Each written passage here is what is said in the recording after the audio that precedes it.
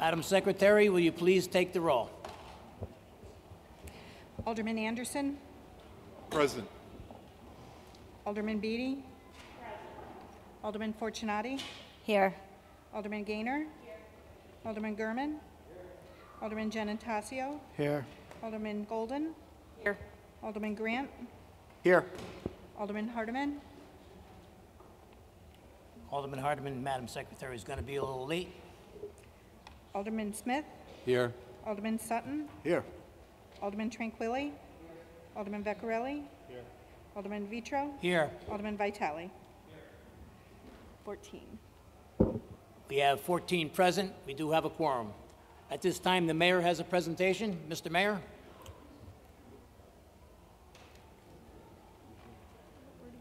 There you go. He went out to the hall with the cheerleaders.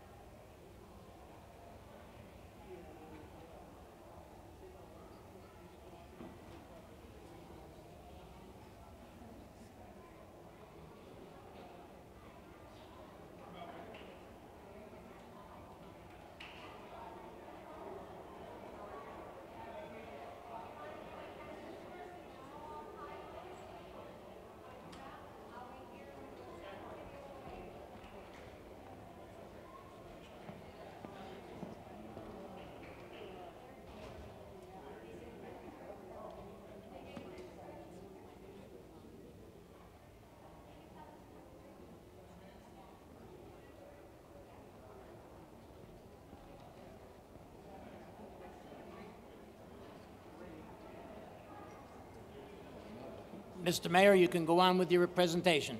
Okay. Well, good evening, ladies and gentlemen, members of the board, Mr. Chairman.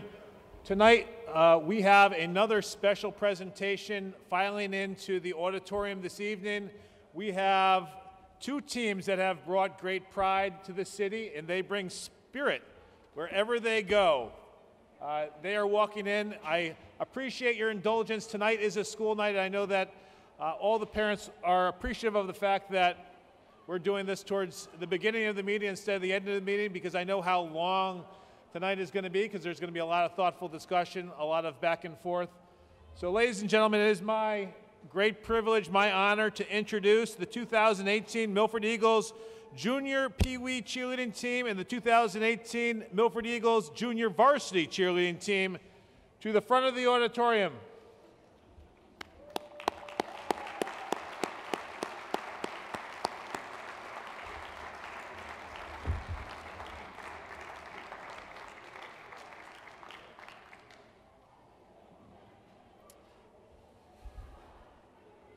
They're just coming back from Disney World, so spirits are especially high this evening. Come on up.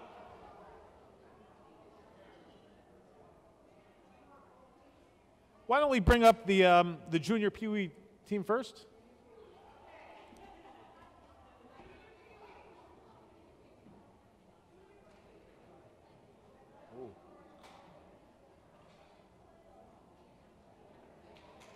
Look at these trophies.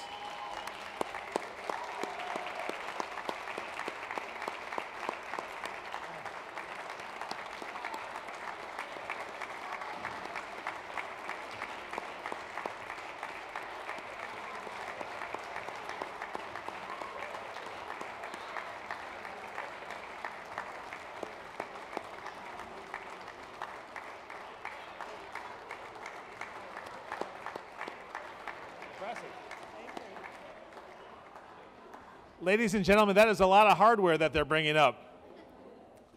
On these special nights, we often recognize people, individuals, organizations, and teams who bring great pride to this community, and tonight is no different.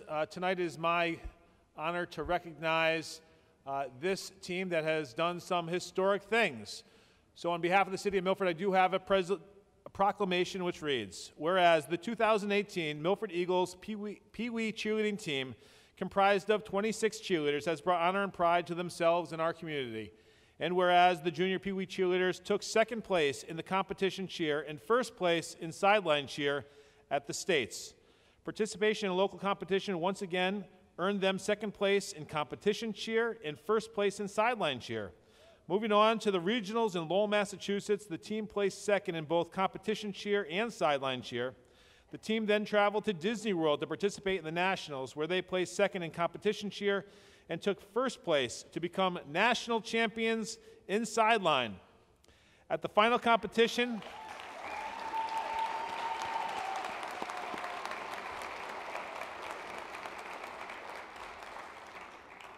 of the Globals, the team earned a very respectable position of fourth place. And whereas cheerleaders Kira Askatovich, Catherine Carlson, Lainey Chan, Charisse Clark Felmeta, Ava DeCicci, Victoria DePoto, Hannah Engel, Avery Ferris, Elisa Gill, Mackenzie Krenicki, Maya Kulinkowski, Vanessa Laurie, Eloise Mackel, Madison Kiris, Kaylin Richards, Ariana Rivera, Ariana Rogers, Alexa Rosati, Sarah Schumann, Sophia Cisbaro, Sophia Skelton, Caitlin Smith, Sage Sonsini, Emma Swaller, Jordan Torres, Caitlin Varga, together with head coach Karen Schumann, choreographer and assistant coach Chelsea Festa, assistant coaches Kendall Mayer and Leah Zinski, junior coaches Riley Bryant, Charlotte Mackel, Amanda Kires, Elizabeth Schumann, and Abby Woodward, team mom Tanya Rosati, and fundraising coordinator Amy Carlson assembled a winning combination through hard work, dedication, enthusiasm, and competed in championship-level cheerleading as a testament to their own abilities, coaching expertise, and desire to win. I apologize if I mispronounce any of those names. Now, therefore, I, Benjamin Blake, Mayor of the City of Milford, on behalf of all the citizens of Milford, do hereby extend congratulations to the 2018 Milford Eagles Junior Pee Wee Cheerleading Team.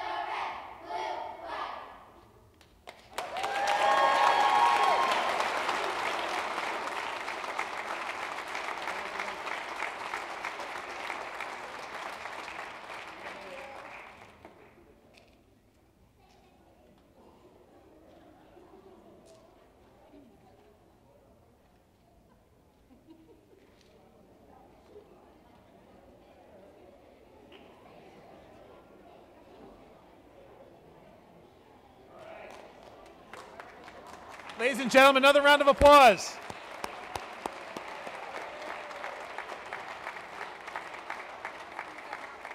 Perfect.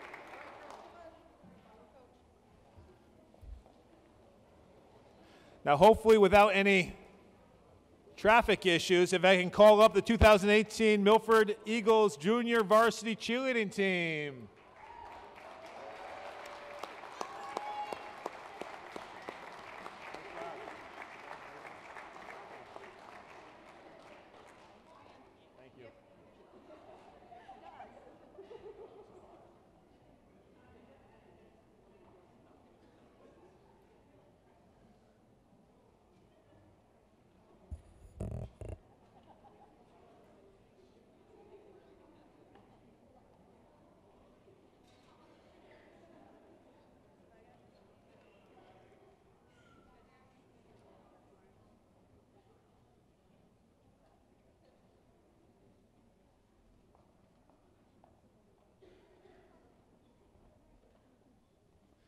Now, ladies and gentlemen, not only did this cheer squad bring home some impressive hardware as well, but they have also helped mentor our younger squads, and it shows.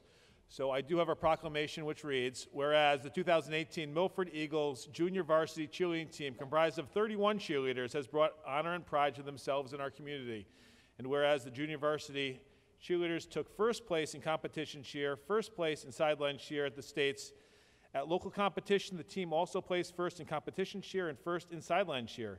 They then moved on to the regionals, where they took third place in competition cheer and first place in sideline cheer. Ultimately, the team traveled to Florida to participate in the Nationals at Disney World, where they took fourth place in competition cheer and third in sideline cheer. And again, I apologize if I mispronounce any of the names. And whereas cheerleaders Juliana Aguilar, Luciana Capello, Tamiko Case, Sadie Sella, Helen Chismazia, Kendall Crosdale, Julia DL, Gianna Gagliardi, Natalia Gagliardi, Sierra Gata, Mariah Groves, Emma Hans, Caroline Janik, Mallory Janik, Reese Jasminski, Riley Keller, Kelsey Kiley, Shannon Kiley, Samantha LaValle, Jonah Lord, Amelia Mariani, Shakshi Mehta, Hallie Montez, Leanne Montez, Elle Philpott, Rosalina Piscatelli, Mackenzie Posey, Gwen Rodriguez, Olivia Rodriguez, Kyla Vespri Walker, and Ava Wojnarowski, together with head coaches Lauren Janik, assistant coaches Jamie Sella, Chelsea Festa, Rafaela Gagliardi, Kendall Mayer, Amber Mata, and Christina Mazzeo, team assistant Alexa Jennings, team parent Christina Hans, and board member Karen Schumann assembled a winning combination through hard work, dedication, and enthusiasm, and competed in championship-level cheerleading as a testament to their own abilities, coaching expertise, and desire to win. Now, therefore, I, Benjamin Blake, Mayor of the City of Milford, on behalf of all the citizens of Milford, do hereby extend great congratulations. Well done, ladies.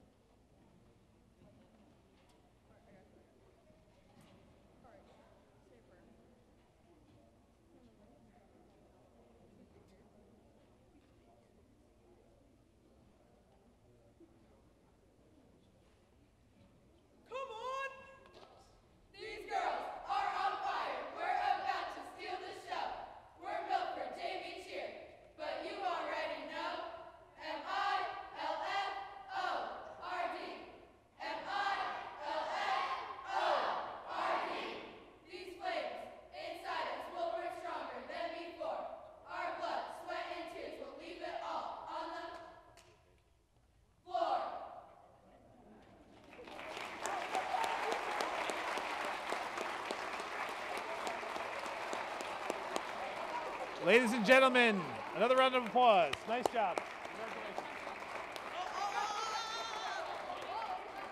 We're doing this. Ready? Milford on three. 1, 2, 3. We are Milford.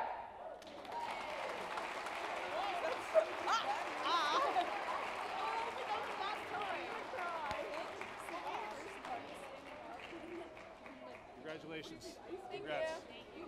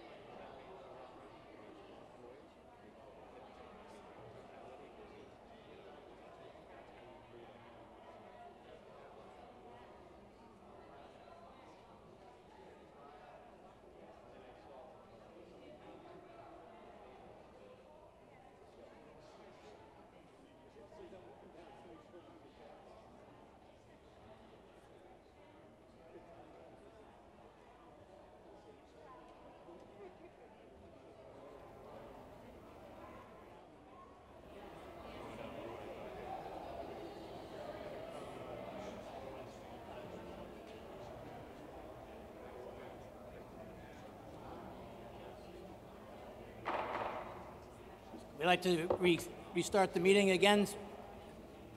The next portion of the meeting is devoted to public comment. Statements are limited to the legislative function of the Board of Aldermen. The time limit granted to each speaker shall be 3 minutes. Residents, taxpayers, and electors may address the board at this time. The board encourages speakers not to express derogatory, insensitive, or offensive statements or to engage in personal attacks against individuals. In order to allow everyone a chance to speak, I'd ask that everyone please limit their comments to 3 minutes. Anyone wishing to address the board can do so at this time. Good evening. My name is Michelle Kramer, 104 West River Street. I came tonight to speak out in support of agenda item number 8V, which is the resolution to ban single-use plastic bags. As a shoreline community with 7 miles of shoreline, it would seem to me that Milford would want to be on the forefront of this initiative. My daughter and I have spent countless hours extricating plastic bags from trees and shrubs, birds' nests, marine life. We're out in the middle of the Sound all the time in the summer. We scoop them out of the Sound. It's just time to get rid of these. There are so many alternatives. A mesh bag or a canvas bag is twice as strong and holds twice as much. And really the only obstacle to those is remembering to get them from your car into the grocery store. And once you tackle that, you're home free. It's a snap. And really, please, let's move forward with this and be the progressive and environmentally friendly community that we want to be. Thank you.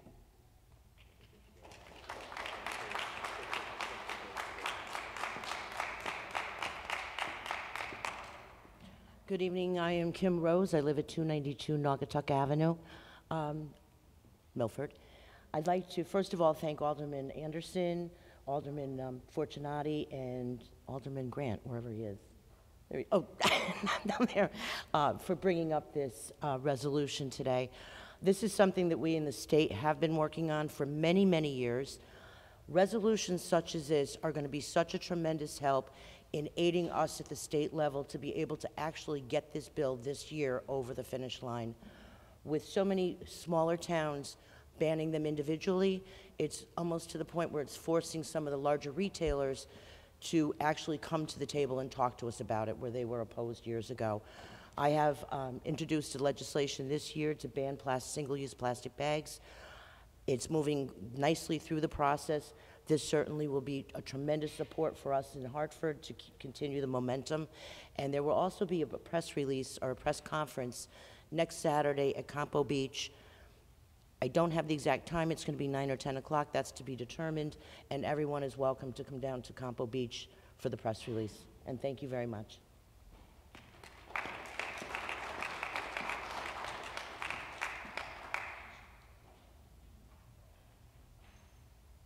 Anyone else wanting to address the board can do so at this time.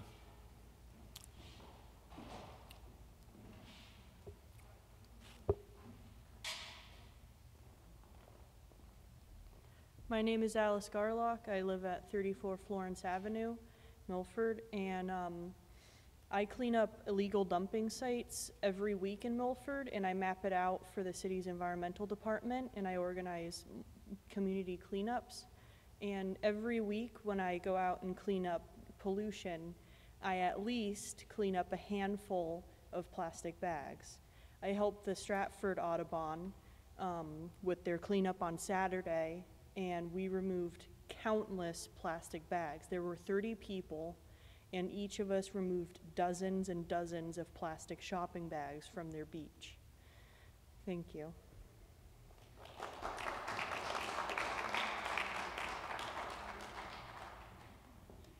Once again, my name's Mary Elizabeth Oak, better known as Emmy.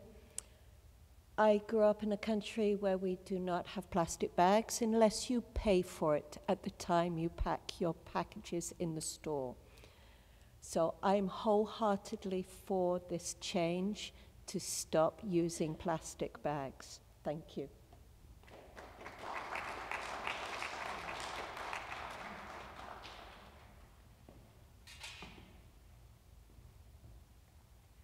My name is Gail Hoffman. I live at 38 Holbrook Street in Milford, Connecticut. I serve on the Conservation Commission of Milford and on the subcommittee for recycling. I also just wanted to be here in support of the ban on single-use plastic bags. Anyone who hasn't had their head in a hole for the last how many years know that single-use plastic bags present a very grave environment to our shoreline, our marine life, and we have to be on the cutting edge. We have to stop this, and we have to encourage a new culture of bringing our own bags to the store and taking care of our environment for our children and for the future. Thank you.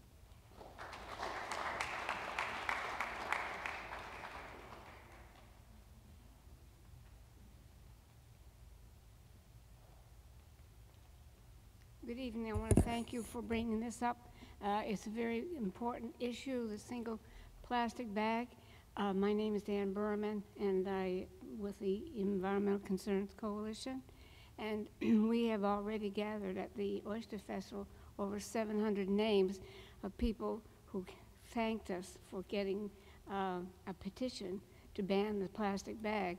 Now, I think it should be brought up that we are going to have to face the fact that plastic of all kinds are a bane of our existence, and the collection of it are all over the globe. And so I think the plastic bag is just one of the issues. So if we can get used to just banning one thing, we are going to eventually not only ban that, but just about everything else that's plastic. So we're going to have to try to learn to live without plastics. It's going to be hard, but at least start with a bag. And thank you. Miss Berman, can we have your address, please, for the record? Sorry, 77 Pelham Street. Thank you.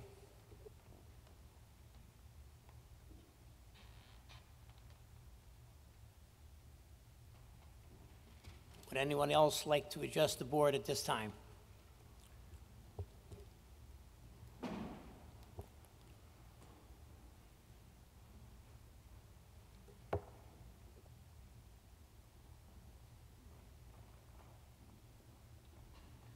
I'm Sarah Aaron Bromley, 27 Norway Street. I'd also like to speak out in support of this ban of single-use plastic bags. I also believe that this is just a first step, a baby step. It might not feel like a baby step, but it's an essential step to save our environment. And it should really be an easy thing. People don't like change, but I think after a week or two, people will forget that they ever had those plastic bags. Aldi, I like to shop at Aldi and Savers, where they already implement those programs. They're like, if you want a bag, if you need a bag, you buy it. They don't give them to you. And so many people are already used to bringing their own bags for those. And the petition that Ann Berman mentioned, I helped get signatures for that at the Oyster Festival.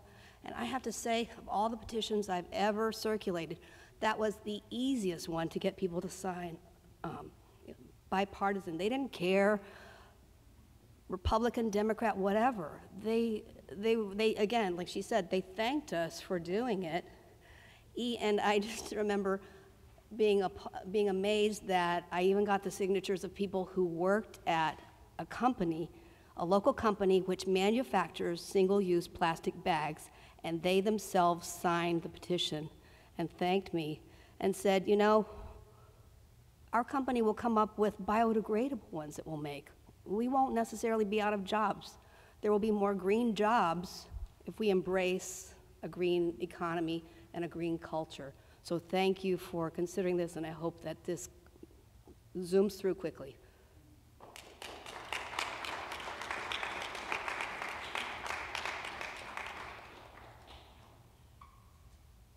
Would anyone else like to address the board at this time?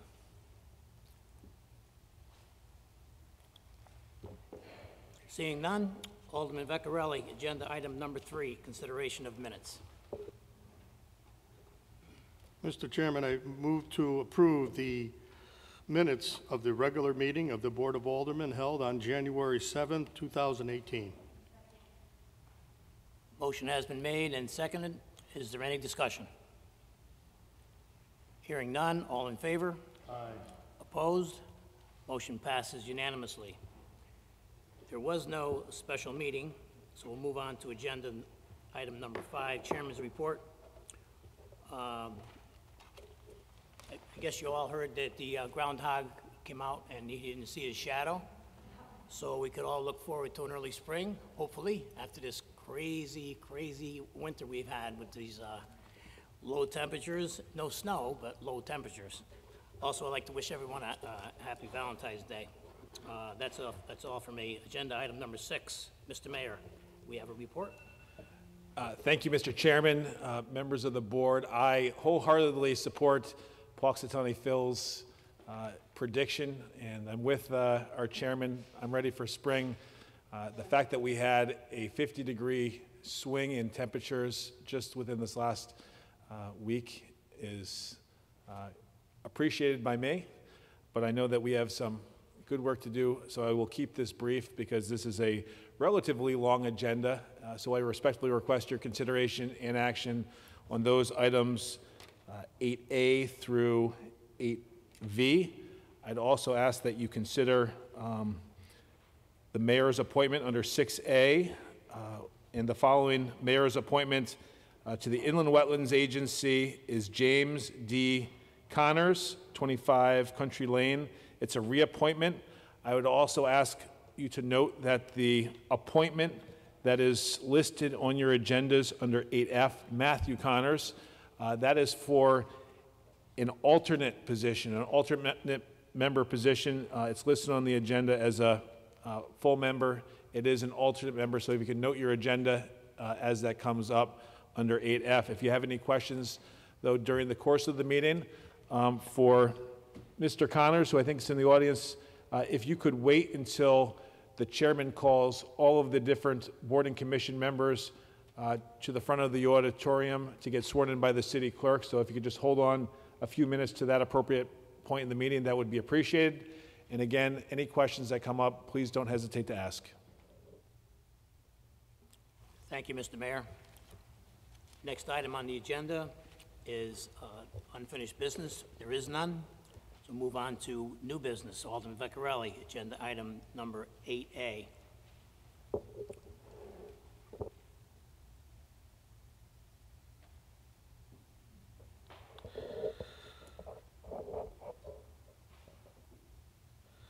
Pursuant to Article 2, Section 16 of the Charter of the City of Milford, Board of Aldermen approval is requested for the appointment of James Cater of 67 Hill Street, Unit E, to complete the unexpired term of Denise Duchette Jenis on the Planning and Zoning Board representing the 2nd District, term expiring 12/31/21.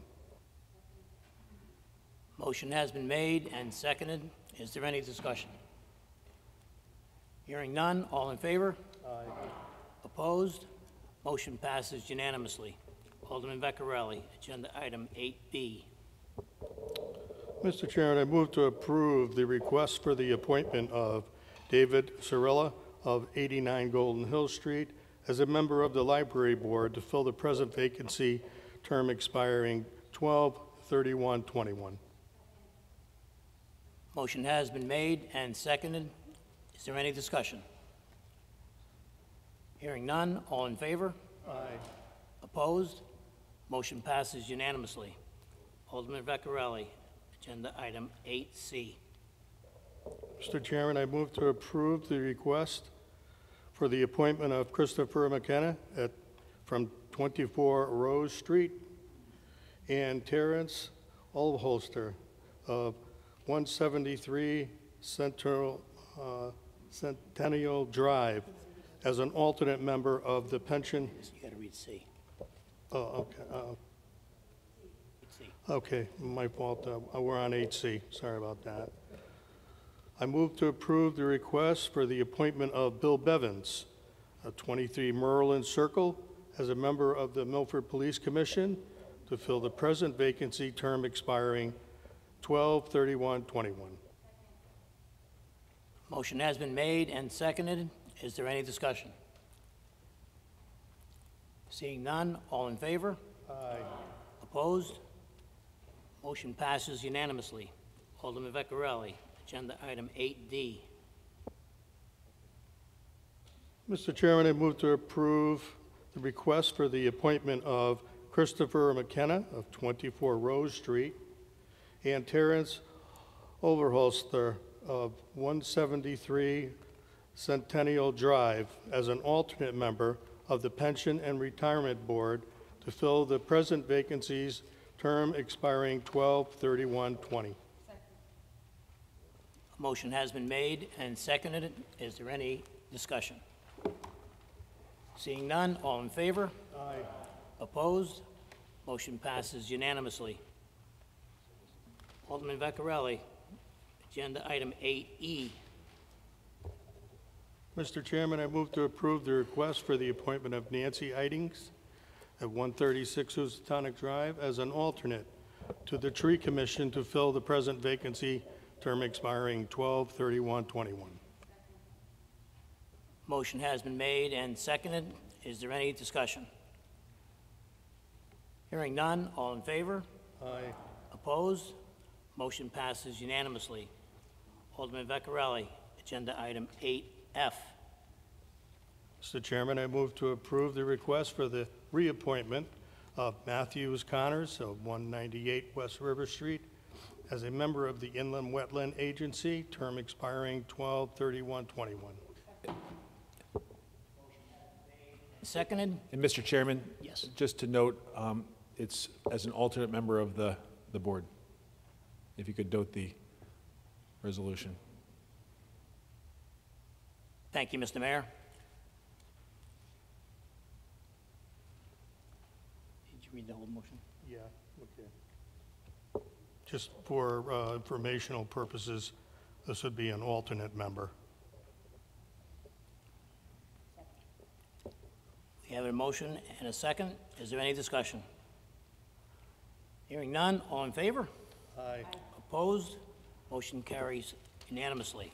At this time, will all the newly confirmed board and commission members come to the front of the auditorium to be sworn in by our city clerk?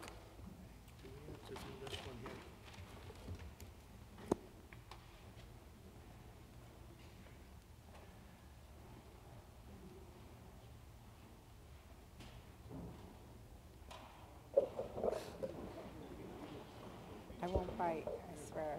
How you doing? Good. Could you all raise your right hand, please?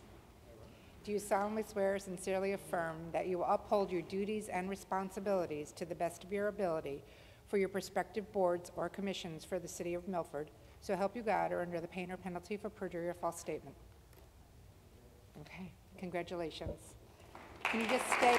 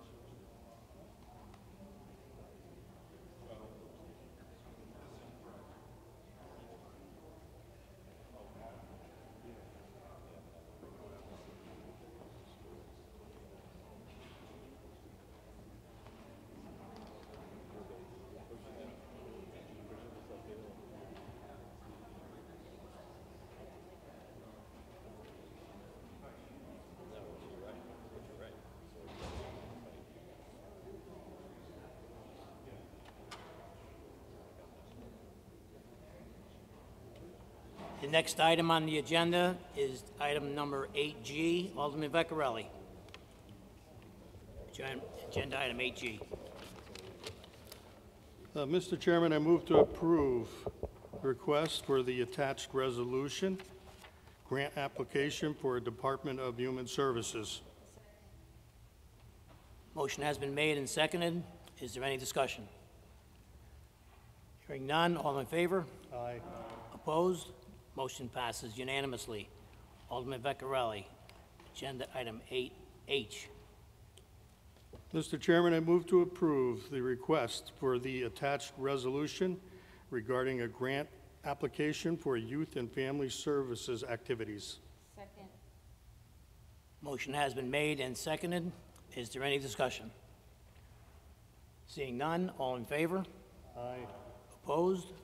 Motion passes unanimously. Alderman Vecchiarelli, agenda item 8I. Mr. Chairman, I move to approve the request for the attached resolution regarding a grant application for Office of Early Childhood. Second. Motion has been made and seconded. Is there any discussion? Hearing none, all in favor? Aye. Opposed? Motion passes unanimously. Alderman Vecchiarelli, agenda item 8J. Mr. Chairman, I move to approve the request for the attached agreement between Fairhaven Community Health Clinic Incorporated and the Milford Health Department, and to authorize the mayor and health director to take all steps necessary, including signing all documents to effectuate said agreement. Motion has been made and seconded. Is there any discussion? Mr. Chairman. Alderman Anderson. Thank you, Mr. Chairman. If the health director is here, I would just like to ask a quick question. Dr. Joseph.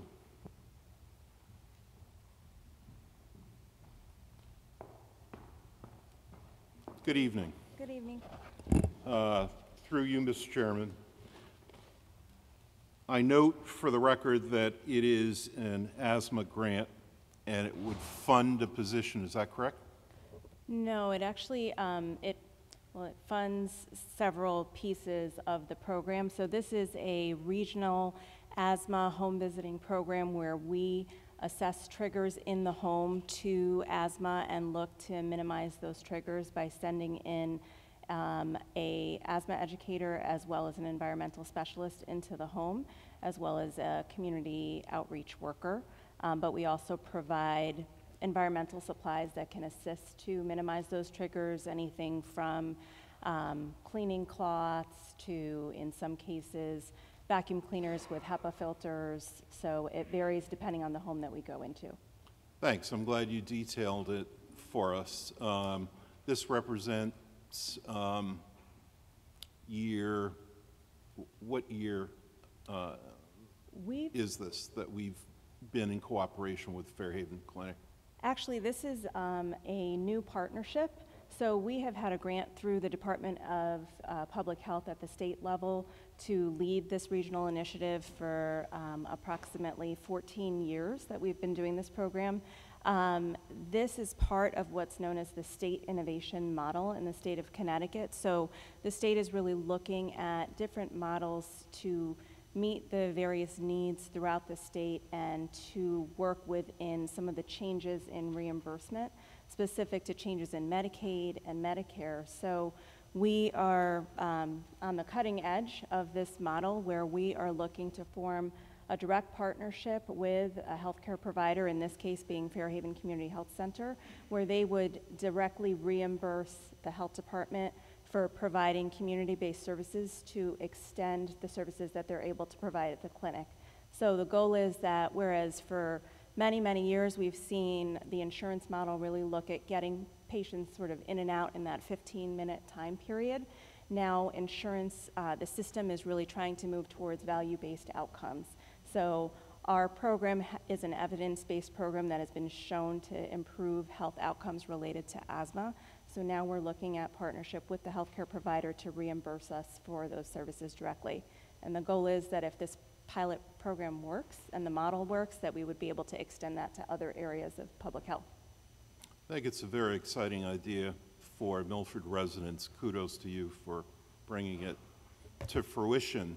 And I might ask, just in closing, I know that there are some mutual aid agreements that are in place and bilateral partnerships. About how many does your department currently have in place?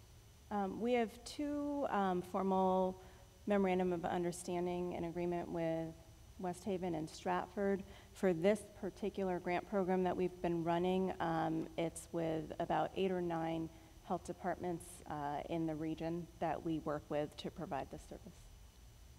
Thank you. It's all about regional cooperation. Thanks so much. Bye. Is there any more discussion on the motion? Alderman Grant. Thank you, Mr. Chairman.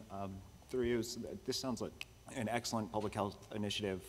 My question is, if you could just please speak about how a resident would be able to go about getting these services, that would be beneficial. Sure. Right now, we predominantly receive referrals through emergency departments, through hospital admissions, as well as primary care providers. But this is an open program, so we have had self-referrals, people who contact the health department and say that they're having some issues. We've had referrals through the school nurses in the school system who have children in the schools who have uncontrolled asthma, so we can really get referrals from just about anywhere as long as the person in the home is willing to let us come in and take a look, then we can go.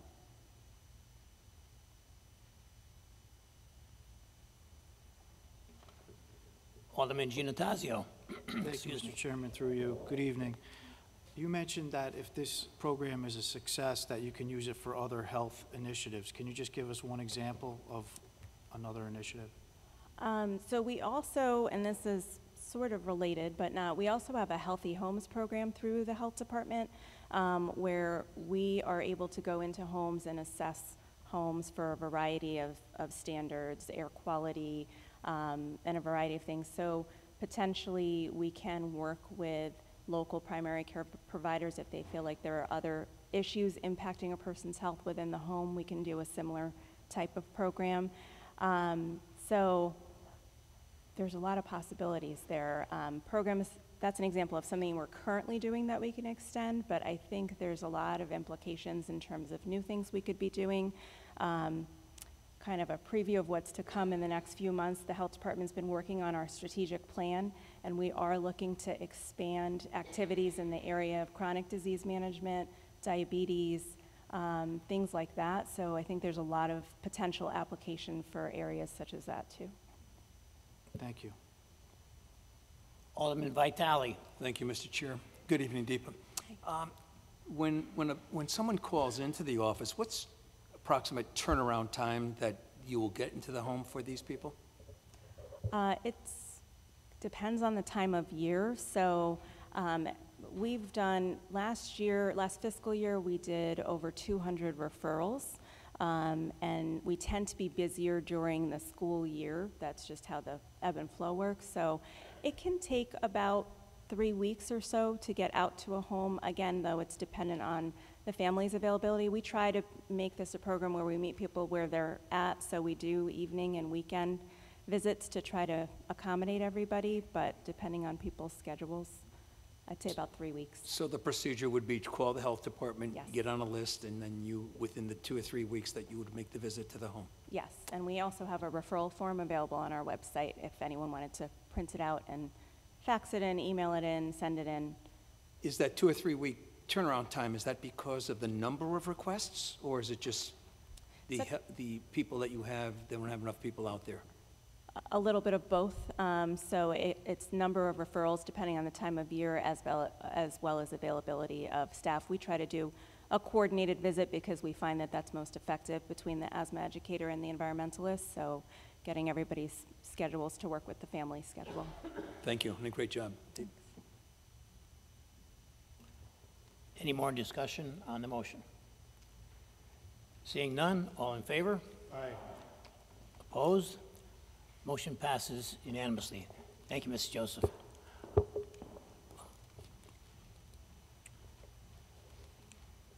Alderman Vecchiarelli, agenda item 8K. Mr. Chairman, I move to approve the request for the City of Milford to accept the attached distracted driving high visibility enforcement grant and to authorize the mayor, police chief, finance director, and/or city attorney's office to take all steps necessary, including signing all documents to effectuate said grant. Has been made and seconded. Is there any discussion? Alderman Vitale. Thank you, Mr. Chair, through you. Is there someone from the police department to answer some Mr. questions? Chairman, Captain Marsner is available. Good evening, Captain. How are you? Good evening, Captain. Thank you for coming to the mic. Answer any questions for us as we have them. Thank you. Good evening, Captain. Question is, what is that visibly distracted issue that we're talking about in this grant? It's all distracted driving, including people on their electronic devices. So I think I asked this question years ago when this came up. What about the driver who has dog on lap? Is that a distracted issue? Anything that distracts a driver. It could be someone reading the newspaper, putting on their makeup, you name it. It is that dog in the lap? It could be, also. yes, sir. Thank you. Any more discussion on the motion? Seeing none? Thank you, Captain. Thank you, sir. Seeing none, all in favor? Aye. Opposed? Motion passes unanimously. Alderman Vecchiarelli, agenda item 8L. Mr. Chairman, I move to approve the request for the attached State Public Library Construction Grant contract for municipalities and to authorize the mayor and library director to take all steps necessary, including signing all documents to effectuate said agreement. Motion has been made and seconded. Is there any discussion? Alderman Smith. Thank you, Mr. Chairman. This construction grant was originally approved by the State Library Board back in November of 2017, and it was a source of great pride to our public library and the dynamic leadership there over the past several years. The reason it's taken so long is because we had to come up with a matching portion of this grant since November of 2017. The bulk of this is going toward expansion of the children's department and then the creation of 2 more conference rooms, kind of breaking up the meeting room that is the main conference or public gathering area in the library. So it's something that we have, the library board, as Alderman Grant and I know, have a space committee that's kind of evaluated this over the past couple of years.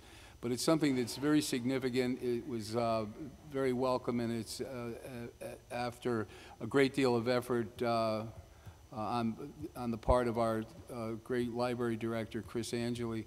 Chris, are you here tonight? Would you please come down for a second? I just wondered if you could give a little more detail on what these funds are going to be directed for the library. Sure, good evening. The grant is actually for construction and sort of a 2-pronged approach. One is an expansion, a major expansion of our children's department, pretty much doubling the size of the space there is now, and really increasing its ADA compliance. Currently, our book stacks are too high, too close together. They end against a wall, so people in wheelchairs or have walking disabilities, they can't turn around in the stacks.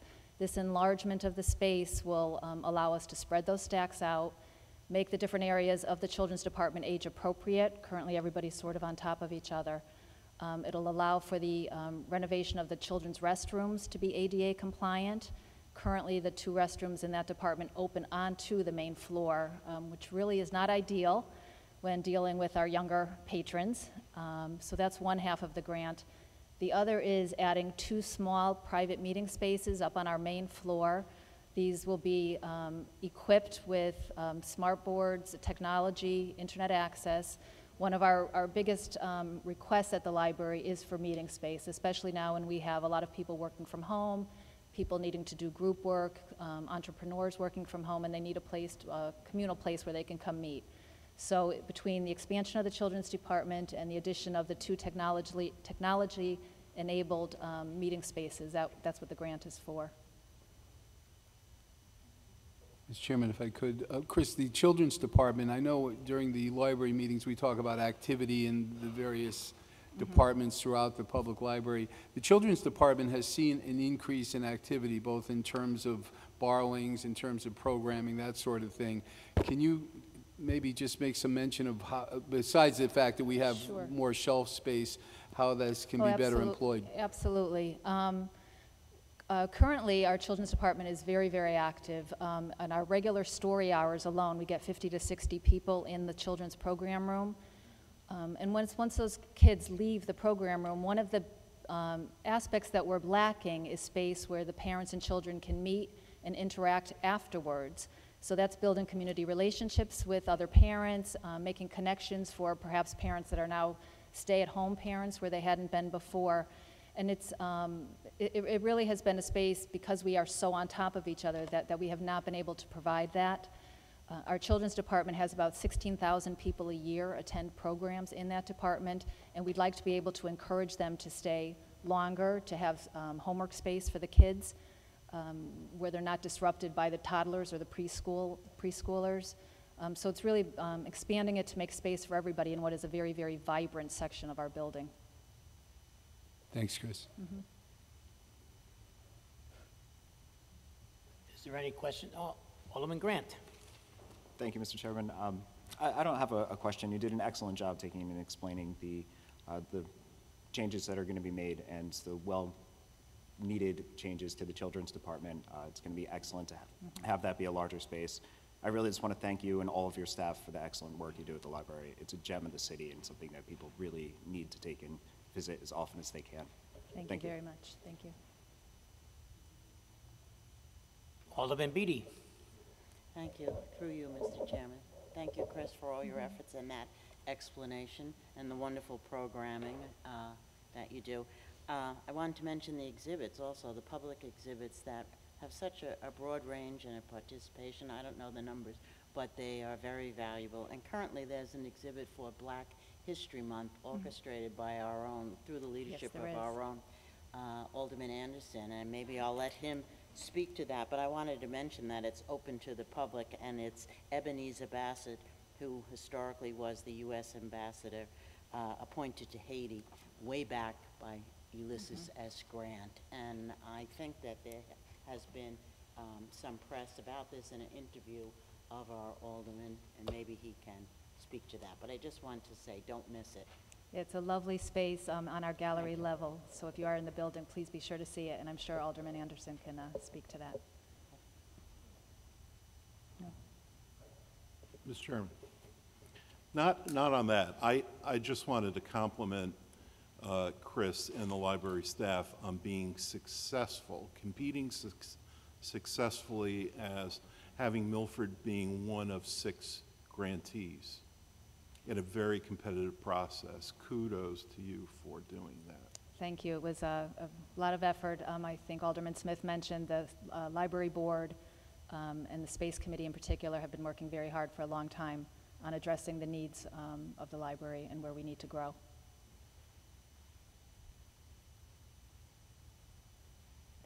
Any on the motion? Seeing none, all in favor? Aye. Opposed? Motion passes unanimously. Thank you, Chris. Thank you both for all the work that you do. Alderman Vecchiarelli, agenda item 8M.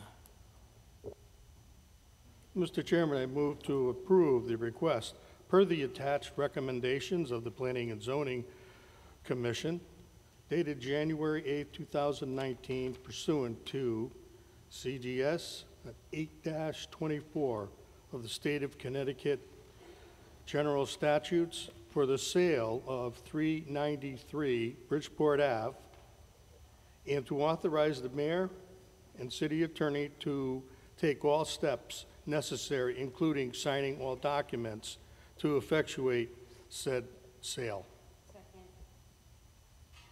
Motion has been made and seconded. Is there any discussion? Hearing none. All in favor? Aye. Opposed? Motion passes unanimously. Alderman Vecchiarelli, agenda item 8M.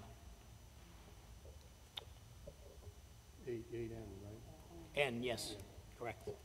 Mr. Chairman, I move to approve the request per the attached recommendations of the Planning and Zoning Commission dated January 8th, 2019, pursuant to CGS 8-24 of the Connecticut General Statutes for the sale of 686R Wheelers Farms Road, and to authorize the mayor and city attorney to take all steps necessary, including signing all documents to effectuate said sale. Motion has been made and seconded. Is there any discussion? Hearing none. All in favor? Aye. Opposed? Motion passes unanimously. Alderman Vecchiarelli, agenda item 8O. Mr. Chairman, I move to approve the request pursuant to CGS 8-24 of the Connecticut General Statutes and subject to the Planning and Zoning Commission's recommendation for the sale and lease of 44 and 64 River Street, and to authorize the mayor and the city attorney to take all steps necessary, including signing all documents to effectuate said sale. Motion has been made and seconded. Is there any discussion? Mr. Chairman. Yes, Mr. Mayor. Mr. Chairman, good evening again. Tonight we do have a presentation from the Downtown Development Committee. If you remember, the property at issue was purchased using a state grant. There was actually 3 parcels that were purchased using the state grant along Railroad Avenue. This is the 1 square parcel that abuts River Street, Darina, and Railroad Avenue. And it happened approximately 4 years ago that we received the state grant. About 3.5 years ago, the city, using that source of funding, closed on the property. And then a little over 3 years ago, the Downtown Development Committee was formed, and ever since then, they have been working diligently on this project. Alderman Vitale, Alderman Anderson were a part of that committee. The other committee members are here, chaired by Pete Smith. We also have representatives from the chamber. New chamber director Pam Staneski is here as part of the project, as is the potential developer, MetroStar, and their representatives, Bob Smith, counsel for MetroStar as well. So there's a whole host of folks that will be able to provide some responses to questions that this board has. I know that there were several questions that came up during the public conversation, but just as a refresher as to some of the things that we have been going through in the downtown area, at least since I've been involved in local government, is that there has really been a push for more downtown parking. There are folks that say there is sufficient downtown parking. There are folks that say, especially some of our downtown realtors, that there is not. But what is, I think, agreed to by all is that parking that is readily identifiable is not in full supply, that we could use more. We also have a downtown that used to have not 1 but 2 grocers, grocers that brought people into the downtown, and folks parked at those grocery stores, and then they helped to buoy the rest of the downtown businesses, the shops, the restaurants. That's something that a lot of folks that I have talked to over the past many, many years have been yearning to have again. And the proposal before you tonight takes a lot of those wants and needs and kind of materializes it into this action plan. A proposal that is before you that really is in the New England character of the downtown, not a big, tall skyscraper that you get in some big cities, Not a big structured parking garage, but something that folds into the landscape, something that I think meets all of the needs, or at least a lot of the needs. There is some residential use, but the focus is the parking. The focus is bringing a anchor store to the downtown, really to bolster the rest of the businesses downtown, while also providing parking.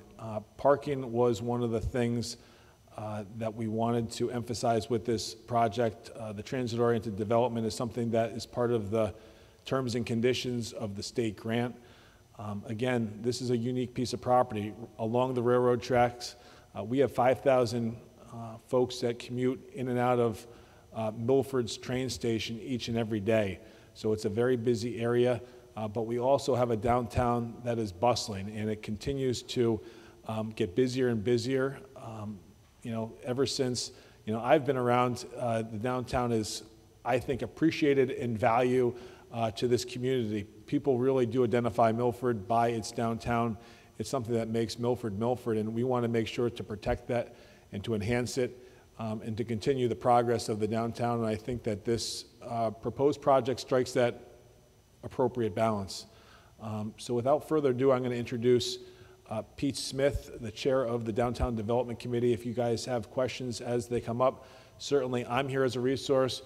Julie Nash, our Economic Development Director, and members of the Downtown Development Committee, again, Alderman Anderson, Alderman Vitale, do have some historical background as committee members as well. Thank you, Mr. Chair. Thank you, Mr. Mayor, and members of the Board of Aldermen. I appreciate the opportunity to talk to you today, and I've come before you a couple of times before, and as we sort of started this journey back in 2016, we started with an idea of let's get somebody to give us some ideas and different opportunities for this particular parcel. I'm happy to say that one of the ideas we rejected out of hand, which, you may think I'm joking, but I'm not. There was a developer who came in and suggested a 10-story building on that site because you could add density. It was by the railroad station, and that was his view of a transit-oriented development. So we went from one proposal to all the way looking at just doing a parking structure. And so in a parking structure all by itself, that would have meant that the city of Milford would be putting the money up to build a parking structure. So what really we were looking at is what's the best opportunity to do to go in and do a public-private partnership. Get somebody to put their own dollars on the table and let the city of Milford benefit from that and the taxpayers benefit from that. I think the project that we have in front of you really starts that. And I want to, we just have a quick PowerPoint presentation, if you'll indulge me, and that'll at least set so you have an understanding of what we're talking about. As the mayor said, the parcel that we're talking about is just the square parcel in that list, in that picture. So the areas that are parallel to the railroad station, they actually continue to stay as parking. Some of the proposals that we had for this development were incorporating those 115 spaces, so those spaces would have been lost and actually would have had to be built up by a larger parking structure that would have started elevating up and really getting past our 40-foot limit that we have for planning and zoning. So we had a couple of real clear criteria that we were trying to live within. We didn't want to come in with a special variance in zoning. We wanted to do within the structure of the downtown, and we wanted to do it in a way that it would enhance the character of the downtown. So next slide.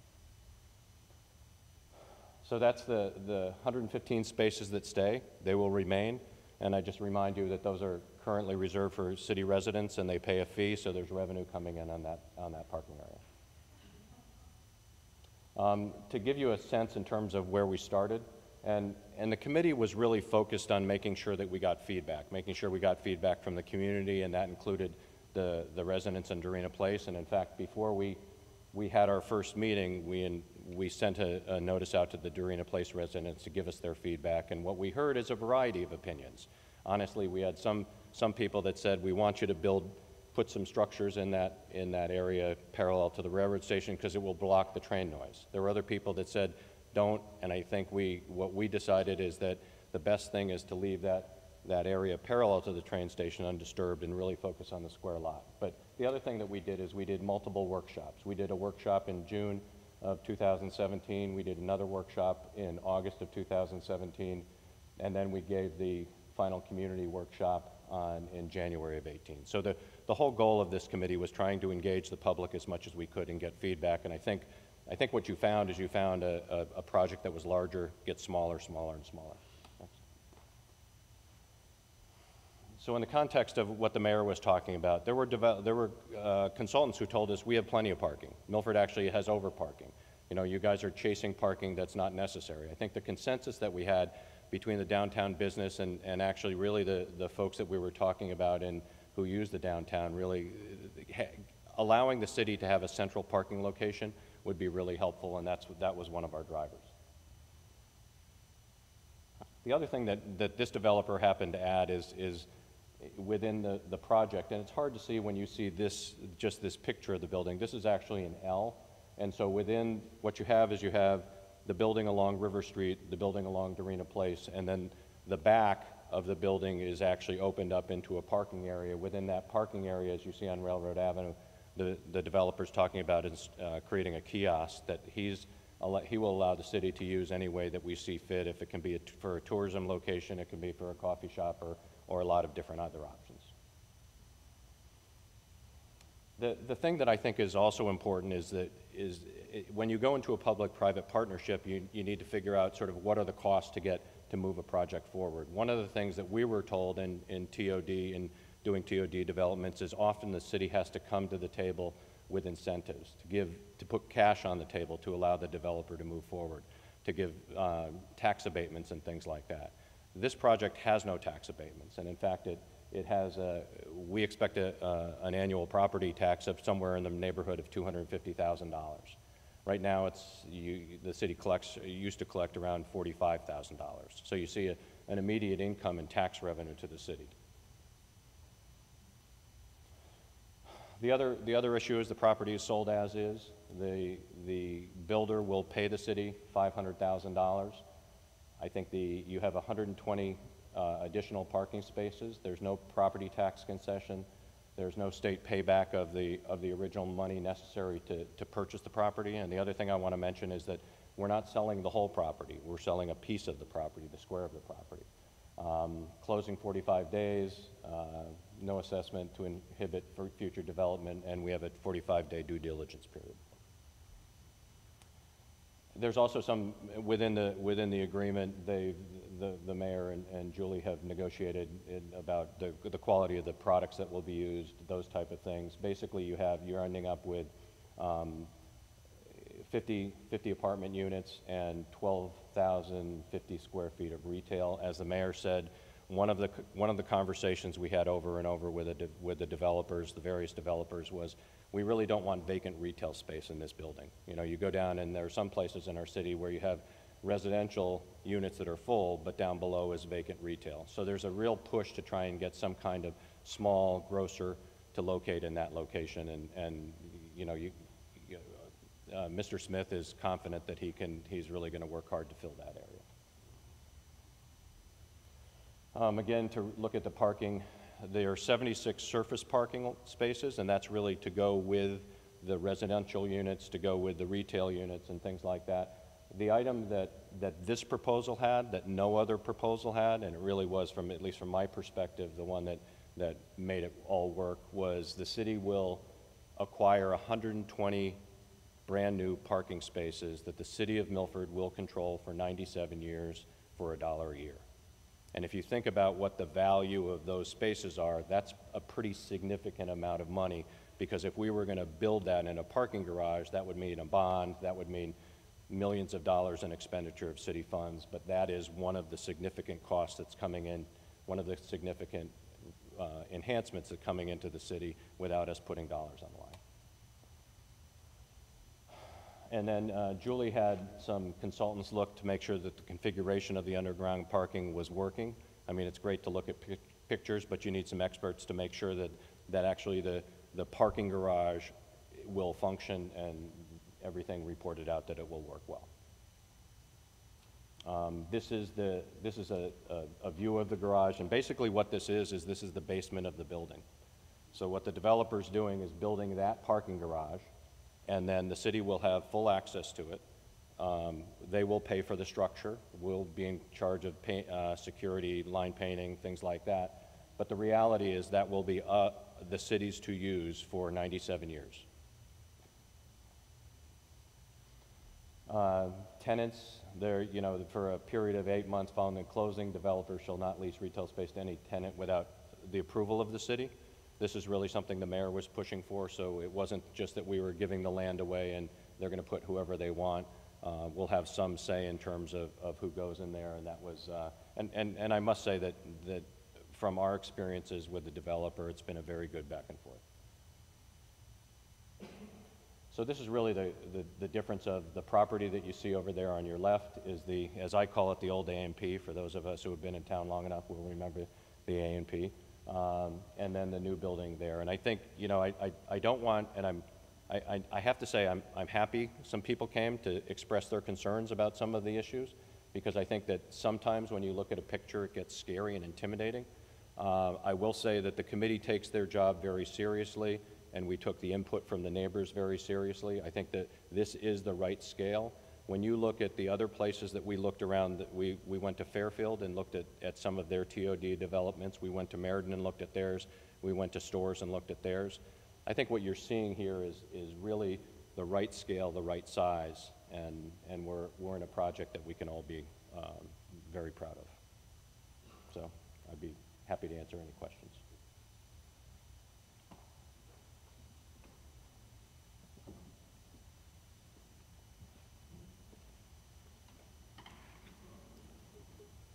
Alderman Gurman. Thank you, Mr. Chairman. So I guess I'll start it off. So the parking spaces, 97-year lease, where was that number figured out? Mr. Chairman, I'll let our city attorney answer that because he helped to negotiate some of the terms and conditions. I know that this came up, why a 97-year lease as opposed to a lease in perpetuity.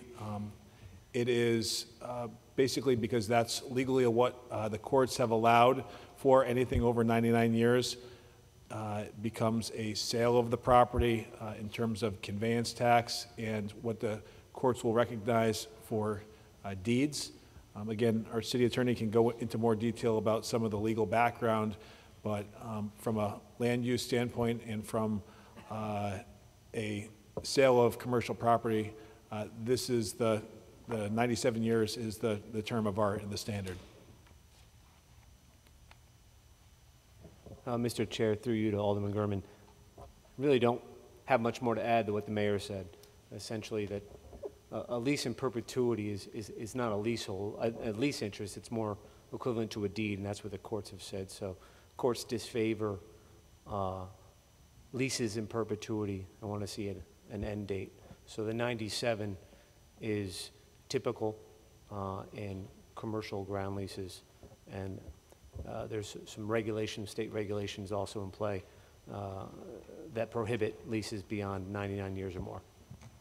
And just to follow up on that, the expert consultants that we enlisted for the review of this project, they took a look at parking garages in general, and they normally have a 50-year useful life. So the thinking was that when you go beyond 50 years, there's not much value in a parking garage lease. Again, so this allows us to have, a 50-year parking garage and then the rebuild of a second year 50-year parking garage, and probably in 100 years by then, a lot of the vehicles will hover above the buildings instead of needing to be parked into the buildings. Okay, Mr. Chairman, through you. So like a 999-year lease would not work? No. Thank you. Mr. Chairman, if you could just indulge me, there were two other people who were going to testify or actually submit testimony, and if I could get them to come up before, and then we can finish up the questions. Absolutely. Okay, I'm sorry. Good evening. My name is John Nuff. I'm an attorney here in Milford. I'm also the vice chair of the Downtown Committee, but I'm speaking tonight as president of Milford Progress, Inc. You may know that MPI is an independent economic development entity here in the city with a focus on downtown. I'm also an attorney here in town with my office here on the Green, and my focus is land use. It's my pleasure to represent clients throughout the state on a variety of projects, including mixed-use residential retail projects. In full disclosure, I have represented Bob Smith and MetroStar and other entities, but I'm here tonight in my role as president of MPI and our focus on economic development. In my career, I read and converse with lots of economic development and planning consultants about creating special places and enhancing economic developments. To a person, these experts will uniformly tell you and advise towns that the best driver for economic development in downtown settings is people. They will tell you that multifamily communities and mixed-use communities create vibrant and creative and lively downtown areas because they create the market for charming cafes, shops, restaurants that we all love. And that's particularly so when the residents who will be inhabiting these units will be young professionals that will frequent those shops and restaurants and cafes. When you add in iconic architecture and promoting mass transit and promoting additional parking for downtown merchants, then the impact is even greater and the need is even more vital. So that's what the planning professionals will tell you. I would tell you that from anecdotal experience and the real world experience supports that conclusion. Towns that welcome multifamily communities and mixed-use developments remain vibrant and interesting and attract other businesses. Candidly, towns that shun these communities are slowly dying. And I'd be happy to give you examples, but you need new young people entering the town, not only to maintain the tax base, they are also the people that eventually buy the single-family residential homes. Simply put, it is impossible to think of a more important effort that the city can put forth to maintain, promote, and enhance downtown Milford from an economic development, aesthetic, or quality of life perspectives, and MPI fully supports the approval of the resolution. Thank you.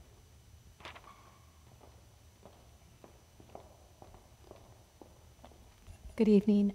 For those of you who don't know me, my name is Pam Staneski, and I'm the current and new Executive Director for the Milford Regional Chamber of Commerce.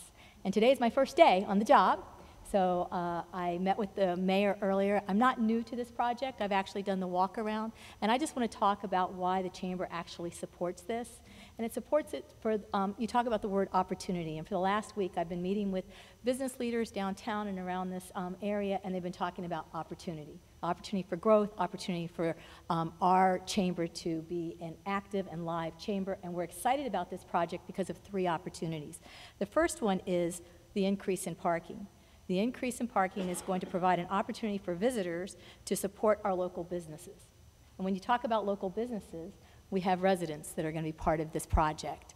And we all have been watched the show Cheers, where everybody knows your name. And so opportunity for those residents to become local supporters of our businesses again. And the third piece is opportunity for new retail. We are always looking at what we can do to grow our base and to actually grow our businesses here. And we have opportunity to expand those offerings here. So the chamber is behind this 100%, and we look forward to new ribbon cuttings and working with this body to help build the economic development here and provide services that this community wants in a way that you will see fit to fit into our character. So I thank you. You guys know where my office is. Please come for a cup of coffee. We'll gladly talk about this project and other things. And Mr. Chairman, as you all know, the Chamber of Commerce is located in the historic Taylor Library, designed and constructed by Henry Augustus Taylor, who also built Laurelton Hall, Mary Taylor Church, the old nunnery on the corner of Shell and Seaside, several other landmark buildings in this town. This building is being designed as a landmark building with an homage to some of the structures that Henry Augustus Taylor built to kind of bridge that old and new within the town. One other thing that came up is a big focus, a big priority, is that parking garage. We did not want a parking garage that went, 3, 4, even 2 levels into the sky. We wanted something that would be folded in underground so that it wouldn't be an obstruction or a blight on, the downtown of Milford, which all of us hold so dear. And I think this really does hit the sweet spot. It provides the parking while not destroying any of the charm of the downtown. And I think that, as part of it, the other part of it is the fact that this is this public-private partnership that Pete Smith had alluded to. We did get a state grant to purchase this property as well as the two rear parcels. We did not want to, or at least I don't think this board wanted to spend another $5 million to develop a parking garage, because that's approximately what it would cost if, the city had to build that. It's about $30,000 per space for parking for 120 spaces. That means about $3.6 million. That's for the private industry. When government gets involved and we have to pay prevailing wage, there's another layer of costs onto that as well. So it would be a project, even for 120 parking spaces, that would exceed about $5 million. This total parking package that we're going to have is the 120 down below, the surface grade parking of 76 spaces, and then again, the existing parking spaces at the rear towards High Street, which is approximately 115. So this will leverage over 300 parking spaces for the needs of the downtown. Certainly ample for the shoppers and the restaurant goers to park and then to walk to the rest of the shops. Alderman Smith. Thank you, Mr. Chairman. This is obviously has a timeline going back a few years, and we've all been very aware of it, but I'm glad we had the presentation here tonight to see how, at least in the rendering here, how much this does appear to conform and complement the architecture in the downtown area. Our track record with some of these developments has not been exemplary. What's the name of that street off of Broad Street? The big building was built in the late 80s. It went without any tenants for years and years, was an example of it. One New Haven Avenue. I mention that because there's two things I'd like to ask of the committee, or ask maybe of Mr. Nuff, which is, number one, this is all predicated on the idea that we might be able to get, as the mayor calls it, an anchor store, a grocer or some type of well-known commercial entity that could help kind of anchor and attract other businesses into that area. We haven't had much luck of this. My friend Mark Hoffman, when I came in, was joking, saying, I wish we could get the A&P back. I think you were joking, because A&P doesn't exist anymore, and there's an example, as I think Mrs. Nitko said, we had business here in downtown, and it's gone for a number of reasons, demographic as well as cultural. What is the likelihood that we're going to be able to get a viable anchor store, a grocer, or some name retail establishment into this complex, number one? And number two, with all of the residents here from Dorena Place and their concerns, legitimate concerns about the future of their property values and the like, what can you tell us that they could expect from this in terms of their homes, their private neighborhood, which adjoins this, this new development, and why this might be a benefit to them? Yeah. Pete? I think if Bob Smith would come up, because I think in some respects, one of the things that we pushed, and I want to give Julie credit for really pushing this whole question of how do you get someone to occupy that space, and that was something that the committee talked about a lot, but I know that Bob has actually been working on that as well, so I think that's probably best for you to answer. Thank you, Mr. Chairman.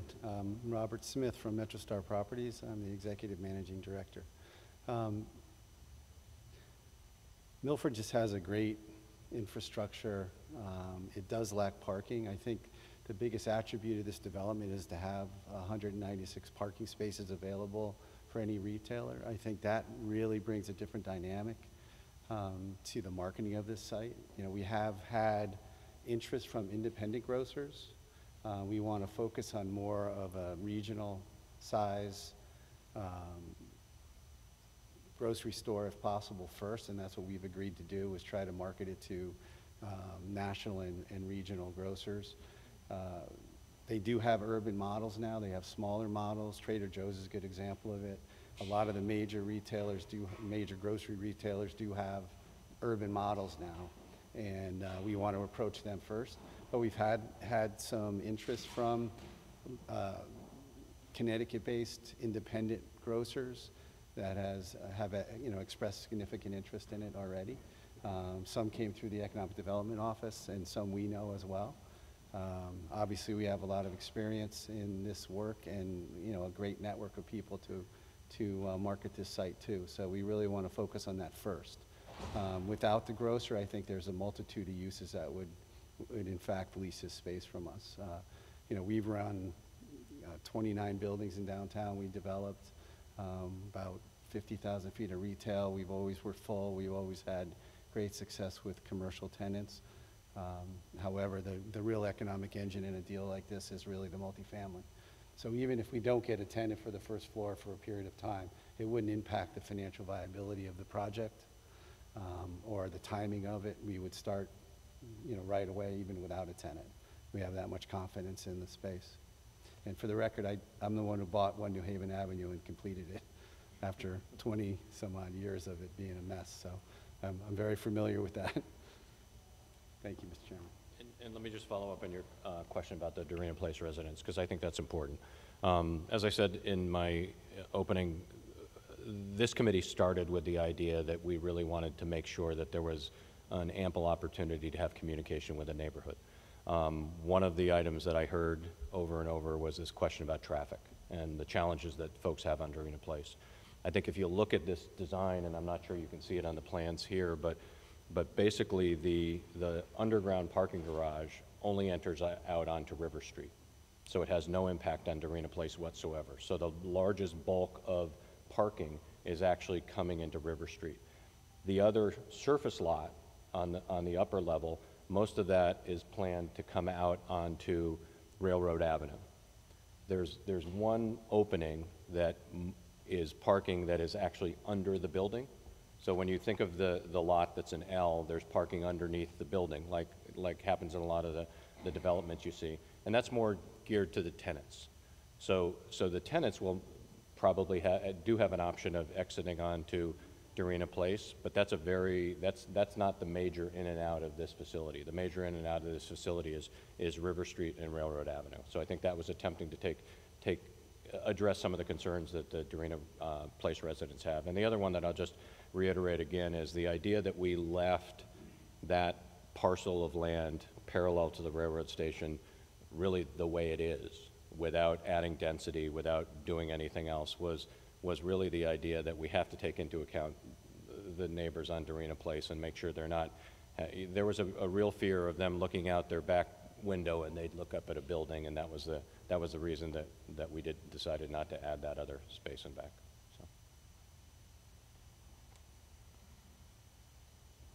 Alderman Anderson. Thank you. Through you, Mr. Chairman. Question of Robert Smith. Good evening, Bob. How are you doing? Good evening. I was happy to be a member of the committee and form the challenge for developers that we did consider, and you took that challenge very seriously. You came up with a signature building, 3 stories, wrapped the garage around a building that I think we can take pride of, and one that has an anchor store that is desperately needed in the downtown area. If you recall, one of the questions that I had for you at the time that you first presented was whether you would be in a position to give us a building that was green. And I still have that question. I wondered if you've contemplated the building, the parking structure, just what types of elements you're going to look to incorporate into it for, to reduce our carbon footprint and make a greener building, potentially. Sure. So green is a broad broad word, and you have all, multiple choices. You can do a LEED certification, which is very expensive, very difficult to do on a project this size. It's just really not big enough. There's the Green Building Initiative, which is kind of a step below LEED, but kind of parallel with it. And then there's Energy Star and what's called HERS rating analysis that we do. So on a building like this, we choose to use energy efficiency as our main point. And our main green initiative would be to have a building that has a HERS rating of 50, which is a very, very efficient building to reach an Energy Star rating. So essentially, this building would cost 50% or use 50% less energy than would the benchmark year of 2006 energy code, and it's 25% more efficient than the new energy code. So energy efficiency is really the majority of a green initiative. So we'll have that certification as it can be a condition of the contract if the mayor chooses. But we do that as a regular basis for us.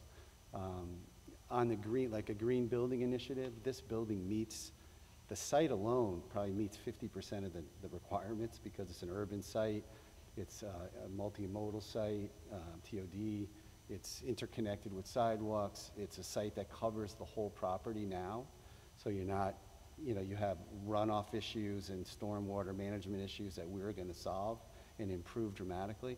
So it's kind of a combination of things. So it's the Energy Star is number one because that's energy efficiency, which saves energy for the world, but it also saves for the tenants. And then the green initiative part is really substantial, although we won't be able to meet that in its entirety. But I think it's a compromise. Can I get at something? Have you considered using rain garden, impervious materials, making it bike friendly? I mean, there are a number of different. There are a number of different options. Right. Yeah, there are a number of different options for you to consider. I wondered if you were open to those things. Absolutely. The bikes, you get a lot of points for a green building with bicycles, so we'll make sure we have them on every one of our buildings now. It's become a big rain garden. I'm not sure. I'd have to understand what you mean by that and what exactly so entails let's before further we that get into conversation. You could have the white roof, but just understand this whole property, 1.28 acres, is completely supported by this parking garage. So the impervious surfaces, really, the garage covers every inch of the property. So it's hard to use like an impervious surface because it's got to pass through the upper deck and then the garage down below. So it's difficult. But to have the parking underground is a green element because it's water runoff, heated water getting heated when it hits the asphalt. It's all those things that are green elements that having a garage under actually becomes a component of LEED or a green initiative. Ms. Smith, would you be open to having further conversation? Oh, sure. Okay. So I think we need to do that. Yes. Okay. All right. Thank you. And then I have a question of the mayor, if I may, Mr. Chairman. Under state statutes 8-24,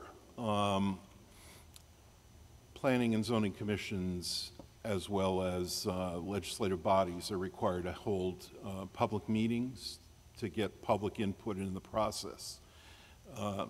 It's our practice in Milford for the Planning and Zoning Board to make the first pass on any disposition or acquisition of a parcel. In this case, we've reversed roles, and I wondered if, just for the record, Mr. Mayor, if you can detail why it's being handled in this manner. Thanks. Mr. Chairman, through you to Alderman Anderson, we've done it both ways. Probably the majority of the time, the Planning and Zoning Board does weigh in first, and on this occasion, just because of the timing, their meeting happens to be scheduled for tomorrow. If you look at when we finally approved the letter of intent, we had missed their previous meeting, so there was not time to get it onto the previous agenda. I would say probably out of the last 10 items that came under 8-24, probably 7 of them went to the Board of, the Planning and Zoning Board first, and then the Board of Aldermen second, but oftentimes, just because of the scheduling of a particular item, this board takes it up first and then passes it along to the Planning and Zoning Board for their weigh-in. Thanks very much for the explanation.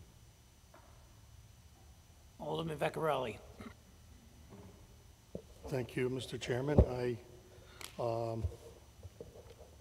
basically have a couple of comments to make, and I would like to ask Bob Smith a couple of questions. But I'd like to start off by thanking the committee that worked and gave us a very nice choice here. I know that there were several other choices, and I must say this one here is a very nice one, fitting well in Milford's plans. I'd like to thank the committee. I'd like to also thank you, Bob Smith, for looking at our city and with the hopes and dreams that we all have that this will continue to be a most wanted, place to live. As you know, those 8-30Gs all over Milford. We have the sewers, we have the city water, we have a beautiful town. So it's like, they're building in Milford feverishly to take advantage of all of the things that Milford has to offer them, as I suppose you know. The one New Haven Ave, see now you brought that up, we used to be able to park, the city had parking underneath that, then it ended. Was that the end of the lease? Yes, it was the end of the lease. Okay, and that's, now, if I say anything that's, I don't mean to say anything that would be unpolite, but I just wanted to make sure I had the facts straight. Sure. But if I'm not mistaken, I think we paid somewhere around $3 million for this parcel, and we're going to sell it to you for like $500,000, and you'll probably end up putting maybe $15 million into it, a big, chunk of money. The work that you've already done in our town is tremendous, as we've done away with the sewer treatment plants, 2 of them, like in that Milford Harbor area. And then my grandfather built those, by the way. Oh, okay. That's funny. And the old building over there, that the Twin Dialect building, and it was my neighbor's property, by the way. So I see you took her anchor and put it over there. It was nice. But you did a beautiful job over there, and so your work goes without saying that it's really appreciated, the work that you've done. But my major concern is not so much for me, maybe not even my kids or grandkids, but it's for the people that will continue to live in this community. And so as you see the lease on 1 New Haven Ave, which we used all the time for parking, it's not there. And if we get like a 97-year lease for the parking down below, my thoughts were, and I don't know if I'm correct in saying this, but it's like a non-cost factor. I'm not asking you to pay any more money, and I don't want the city to pay any more money. So instead of a lease, why can't we just basically hold on to the parking there? Because time goes by very quickly. And so in 97 years, which you're not going to care, and I'm not going to care, and probably the people you sell the building to won't care. But thereon after that, at 97 years, will come to term, and then all of a sudden, the people that live in this city, they'll be paying the park down there. And primarily, we want parking for our downtown, and that's going to do it. After 100 years, are we still going to be driving cars? If I had a crystal ball, I don't know. But as I drove around after a meeting I had, I said, you know, we've been driving around a long time with those Model Ts, and now we're these cars and the battery. I don't know if we're gonna go back to the horses. We're gonna have a way to get around, so I would imagine we're still gonna use that parking garage. So, without further ado, I was wondering if, we're not looking for the airspace above your place there.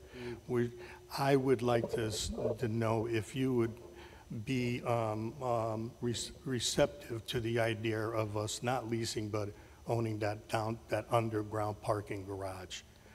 As I said, I don't think it's not going to cost anybody any more money. Either way, I would just like to see it protected for Milford in perpetuity so that we'll always have it. And I hope that it's something that maybe you would consider. Could you maybe give me your insights on that? Thank you. Well, 97 years, I won't make it 97 years, so I'm 58 years old now. I'm happy to accommodate the city in any way with that. This is the legal, unfortunately, kind of the legal path we have to take. The garage holds up the building above. So through the garage passes all the beams and all the columns and all the structure that holds the building above. So to let someone else own that is very difficult because we have to maintain the structure for the building above and all that goes with that. So, you know, it's not that I'd love to give it to the city forever. It's more the legal kind of parameters that we work with under land title and, you know, and ownership. So I mean, it's hard to say. I understand that. Yeah.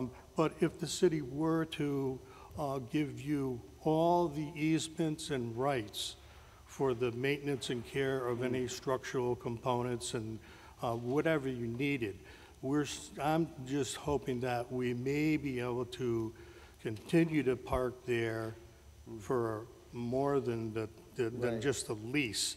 So if we did, say, have ownership with the rights where, you know, you're able to go in there, you know, with a few days' notice and, you know, do anything you needed to do, it would give you all the rights you needed, and I'm sure that we could draft any language that you would need to protect that building's interest, to maintain, you know, its structural, and I'm simply looking to have a smaller piece of something that we can hang on to longer. So, you know, if it's impacted by, you know, those easements and so forth, that's so be it. But it's better than, you know, losing it and then having, you know, that have to pay to go back because, and, you know, people won't ever remember you. They won't remember me. But I would hope that someday they would say, you know, this is a real good partnership with the city. It allows them, you know, to use this. And so, I mean, I look at it and I thought it wouldn't cost anything. We could give you all the rights you needed. And, I mean, it's a tremendous project, and you come here with a lot of buildings that you've done. But so I was hoping that I might be able to make a motion that, you know, we move in that direction tonight so that we can get the sale done. And, you know, there are people that are concerned about that. And, you know, I don't want to see a delay in this project. I would like to see this move forward tonight. But is, with that in mind, is that still a possibility? Okay. Mr. Chairman, if I can address the city attorney? Hey, John. Mr. Chairman, through you, I know that there's concerns about the legalese of whether we own the property in perpetuity or whether we lease the property. One of the things that if you look at the LOI, the letter of intent, it puts the onus on maintaining the structure onto the owner of the property. By changing that around and selling the, for lack of a better term, the basement or the parking garage area to the city as opposed to a lease, that would shift the burden of the maintenance, which, as we know, is going to be costly. You know, we'll probably have to rebuild the structure at least once in the next 50 years. That's going to shift a lot of the burden onto us. You know, we did go into some of the legal consequences of a lease that exceeds 99 years. That's why this was structured in such a way. Again, absent clairvoyance, we don't know what the parking needs are going to be for the city of Milford in 100 years. More likely than not, just because of the trajectory of where our transportation is going, there may not be a need for 300 parking spaces in 100 years. This gives us that opportunity, but to design a whole project where we're going to have a lot more responsibility than we do right now, and to kind of shift the terms and conditions that were really put forth by the consultant that we had, the legal expert that we had, it does concern me, because I just have concerns about the best interests of the downtown area and the best interests of the city. But I know that the city attorney was going to weigh in.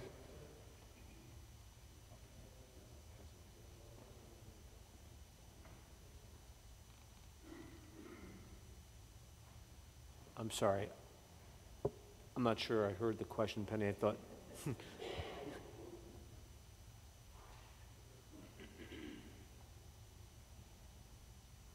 Go ahead, Alderman Vecchiarelli. Okay. With all due respect to the mayor, I don't know how long you'll be our mayor. I hope it's a very long time, but I don't think it's going to be 100 years. Or the city attorney, or probably all of us sitting here.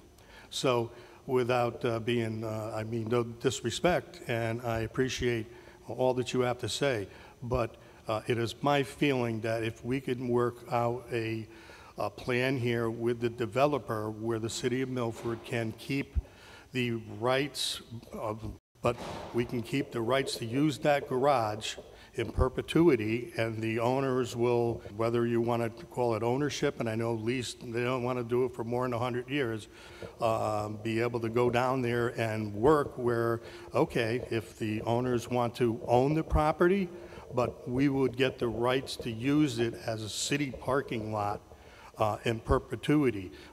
It all means pretty much the same to me, that we will continue to be able to use the parking garage when we're gone, and that the people 100 years from now are going to say, yeah, I wish they had put some thought into that. So in recognizing what the mayor's saying and understanding the liabilities, I would leave it up to the builder to, if you think that we can do this without taking ownership, but just giving the city parking rights in perpetuity, that I think would be a very good marriage also. So, it's not like I'm set in stone to try to have it all my way.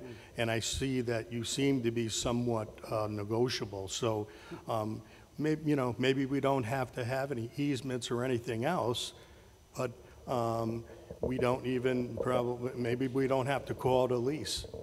In perpetuity, we will have the rights to use the parking garage. If the language can be put simply like that, I would have to, I guess, ask through the city attorney if something like that could be arranged, and if it would, and you were acceptable to that, it would really be an awful nice thing. So if I could. I'm very open-minded to assist the city in any way I can on this. So I would. But it's just there's legal parameters and boundaries that, with title that we have to work with. And, this is typically the chosen method is a 97-year lease. That's the maximum we can go. It's really not it's nothing, I wish I could give it to you forever, I would, but there's just a legal process and a land title, issue that we have to deal with. Yeah, we know that the lease is, they only want to do a 100-year lease. And I see that everywhere. Yeah. That red roof inn, right, where Mayor Listman, or whatever, there's a 100-year lease on that. But that was, a while ago. Yeah. And so, that clock ticks very quickly. So if I may ask, through the chairman to the city attorney, is there any way that you could think of that we could make some type of arrangement with Mr. Smith here, where the city could use this parking garage in perpetuity, where it seems like Mr. Kraft is, or Mr. Smith is very willing to work with us here. What can we do to get something like that? Mr. Chair, through you to Alderman Vecchiarelli, I'm not aware of a vehicle to accomplish what you're seeking.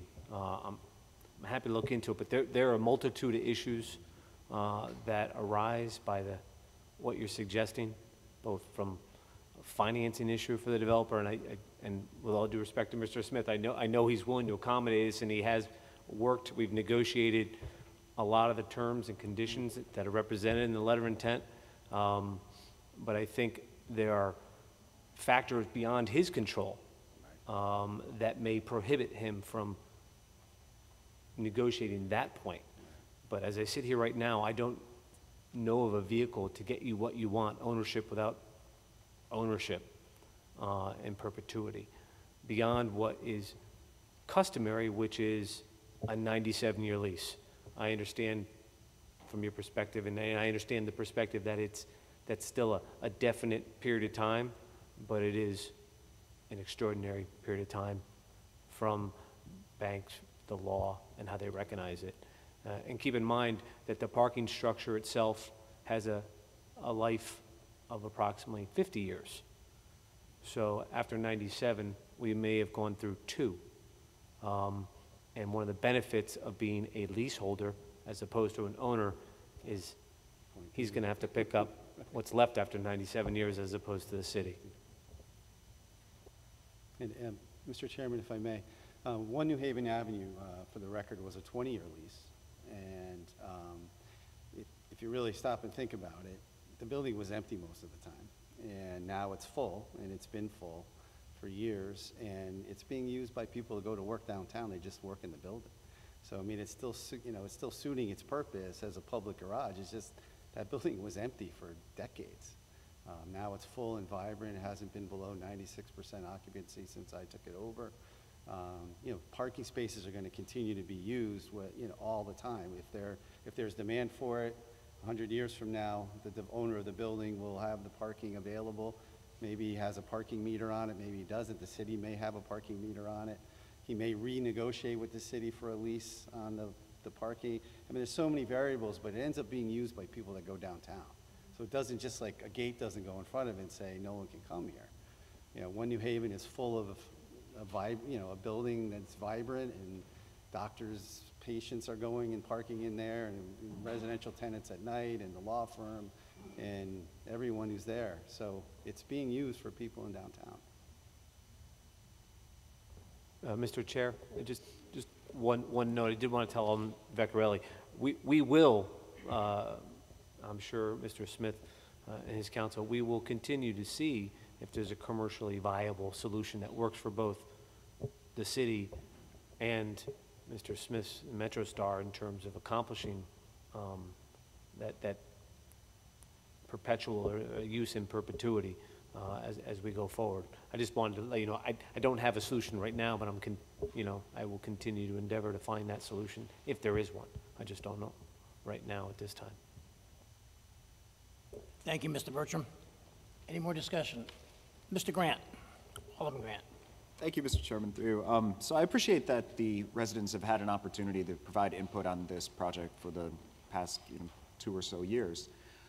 There was a lot of public comment tonight that brought up an issue that actually I was concerned of as well. It's pedestrian safety. The area of Railroad Ave and River Street, that intersection, I have the opportunity to run throughout this entire city. And Railroad Ave is actually one of the most dangerous intersections because you come underneath the railroad bridge, and cars aren't able to see you as you're exiting that sidewalk. So that's a real concern that I have. There's going to be more traffic in that area. So I'd like to hear how that's being addressed. Yeah, one of the, and all of these proposals have to get state DOT approval. There's other layers of approval that will have to take place, but I can tell you that the idea is to make that section of Railroad Avenue two-way, And I know that when that happens, the line of sight issues will be part of what the engineers have to look at and really what the state will demand. So what I would say to you is I think and I would also agree with your concern in terms of that being a very dangerous corner because it's so close to the bridge and it's really blind when you walk out. I'm not sure what that solution is, but I would tell you that that will be something that has to get looked at. Bob may be able to be more specific, but I know that in my early conversations with the Department of Transportation, they had actually identified that blind spot as something that they would have to work on. So. Thank you, that's good to hear.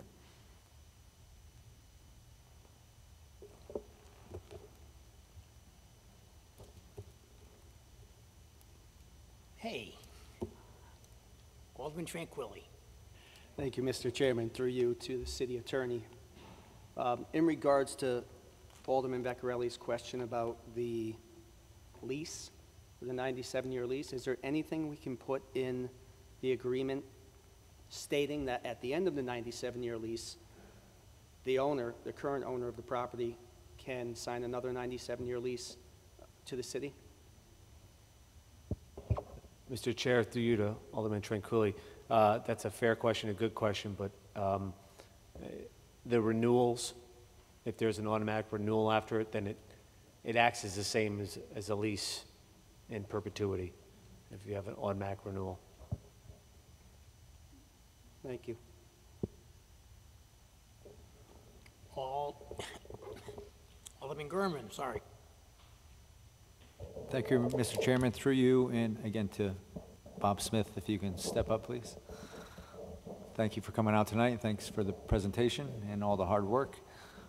So we talked about an anchor store, one large store, and I know you have a lot of connections, but let's say a store doesn't want to go downtown. You know, there's a million other grocery stores in town.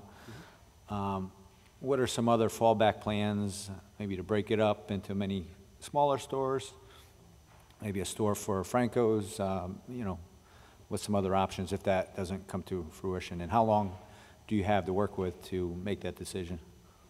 Well, we've agreed to work with the committee and the administration for 12 months from signing of the agreement. And they would basically have the right to veto anything we bring them. So we're going to bring tenants to the administration. They're going to look at it. They're going to decide if they like it or not, and we'd go forward with them. If we don't get the grocery store, the building breaks up very nicely. If the elevation you can't see, but you can see how the building's kind of broken up in pieces, and you can really isolate and identify and give a retailer a great identity and signage on each of the bumps that you see in the building and the fenestration of the building. And, you know, we really don't see any problem renting the space. And, you know, we've rented space in downtown New Haven, Milford for 35 years. And I'm very confident we'd fill it up with a, you know, multitude of tenants. You know, preferably the grocer, but if we can't do that, we think we can, you know, easily find 3 or 4 tenants that would be a, you know, benefit for downtown. You know, it's what we do. Never really had an occupancy issue. Thank you.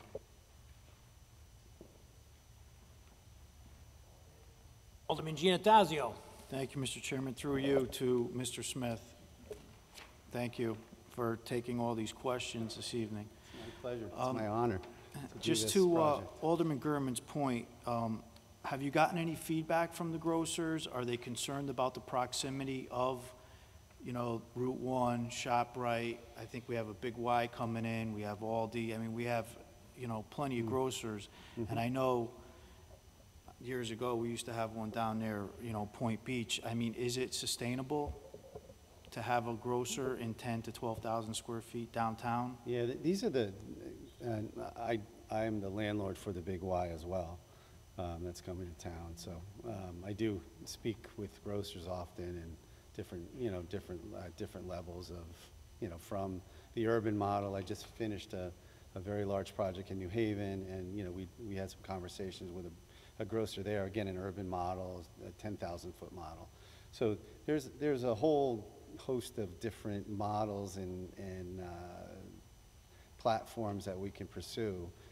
Independents are, there's independent stores that are more organic and, a little more foofy, and there's so many different avenues for us to pursue that it's hard to say at this time. I don't have a contract on this property, so I'm not marketed it yet because I don't have a legal right to.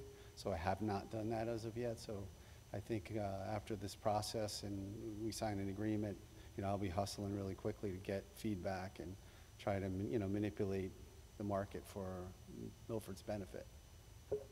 Just to follow up through you, Mr. Chairman, Alderman Gurman also mentioned Franco's. I don't know if that would be advantageous to have, apartments above a restaurant. Through your experience, would you entertain a restaurant in that space, or would you keep it either grocery or just retail? Restaurant's not our first choice when it's with mixed use like that. The hood and the smells are an issue. The trash is an issue. I have a lot of experience with mixed use buildings, as you can see downtown. I built, all of the new ones pretty much. So had a lot of experience, learned some the hard way, and it's tough to put restaurants with multifamily. And one last question through you, Mr. Chairman. Alderman Grant mentioned safety concerns, and they were addressed. If this was to be a grocer, and at time of delivery, I know most of these deliveries come in, tractor trailers, big box trucks. Are you going to be able to accommodate that type of, delivery? Yes, if you look at the plans you have, you'll see a loading dock and a truck articulation plan that shows, access for loading. There's the loading dock there. Those little dotted lines are truck turning radiuses. You can't see the whole thing, but that's what those are. So we study all that before we put the plan, together. When we go to zoning for site plan approval, it's a very elaborate process, and we'll have very detailed traffic analyses for them and all sorts of, engineering safeguards that are, typical for a project at this size and scope. So that, that gets addressed in more detail at zoning. Okay, well, good luck. Thank you very much. Alderman Vitale. Thank you, Mr. Chair. Through you. There was concern before when we heard something about security and how that parking garage was going to be handled, but I guess that will be the concern of the city, and we'd have to come up with some plan and procedure to accommodate some of the fears and anxieties of the local on Auditorium Place. But I'd also like to say that I've never worked on a committee that was more transparent, and with members of this community who have nothing but the best to say and to keep in their presence as far as being the fabric of the community. Some of the members of this community, of the committee were highly touted individuals. I'm not only talking about Brian Anderson and myself, but the regular members of the community of that committee.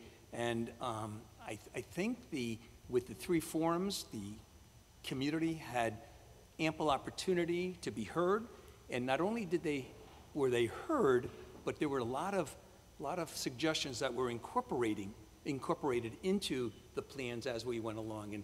And I know, Bob, you're going to have some challenges as you go along this route to satisfy a lot of other suggestions that are going to be coming up. But I can assure that the community that we looked at a lot of things, and we had concerns that were brought up within the membership itself. But I think you'll be proud and to know that Bob, has a presence in this community, not only growing up in this community, but has his name embedded in this community. So thank you for all you've done and met all the challenges. And to the community on Auditorium Place, I think you'll be proud of this structure if we get the vote on it. Thank you. Alderman Vecchiarelli. Thank you, Mr. Chairman. I think that I would feel most comfortable if I were to present to this board a motion so that you could all express your opinion in your vote. whether or not you feel as I do. So I hate not to do it. So I'm gonna ask to make a motion to amend for the sale of this property. Let's see, we're on 8O for River Street, and I'm going to ask that language be included that would say the city of Milford shall have in perpetuity the use of the underground parking garage and allowing for any easements needed to effectuate this agreement. Now, I don't, that's the amendment that I would like to propose. And I see that the developer has some willingness, and that the city attorney is also stated that they would also be looking into this. So the idea behind this is that if we all agreed on this, or the majority of us, that the city and the developer would get together and work out some type of agreement, and then we can reconvene here or have a special meeting if need be, so we don't hold anybody up and vote again. And if there's problems where, I don't want to hold this development up. So I put this forward to you because if you want us to have parking after 97 years, this is the way to do it. So I make that in the form of a motion.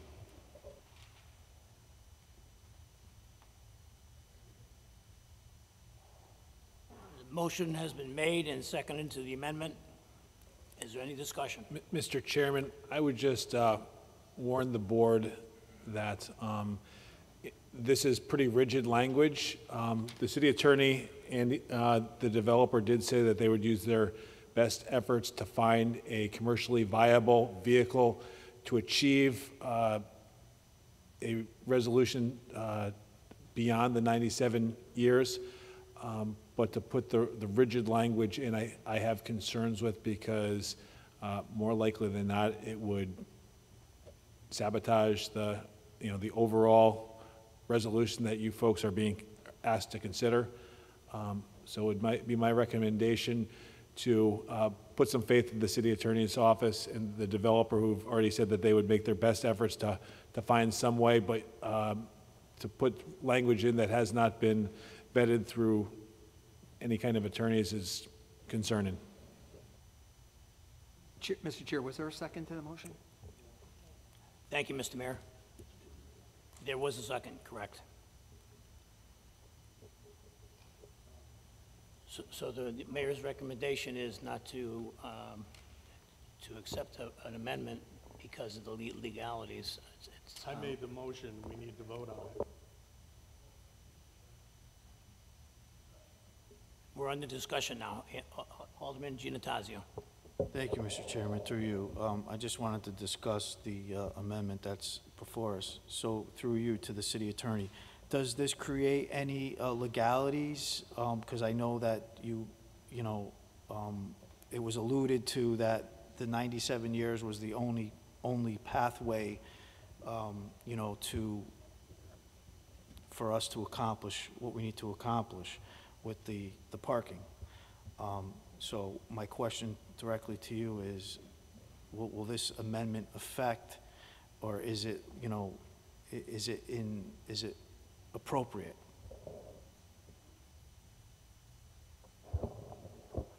Mr. Chair, through you to Alderman Giantasio, as I heard the motion, language be included that the city of Milford shall have in perpetuity use of underground parking garage and easements needed to effectuate. That could possibly, yes, have legal implications as phrased. The phraseology I think the mayor alluded to may not, the sentiment I understand about the use of parking in perpetuity, and as I indicated previously, I would look into whether it was a commercially viable vehicle to achieve that goal. But again, agreements, leases, and perpetuity are disfavored by the courts. That's why most ground leases, long-term leases, are 97 years. So I guess in a long-winded way to answer your question, I believe, as proposed, there could be. I can't say with certainty. Like, I know there's several lawyers on this panel here. Nobody likes to answer a question without looking into it, but I do have concerns that, as phrased, there could be implications that jeopardize or run afoul of what is legally permissible. And just to follow up, Mr. Chairman, through you, to Alderman Vecchiarelli's comment as far as holding up the project, what is the timeline from the time this is approved? Is there a deadline that you can deliver this project?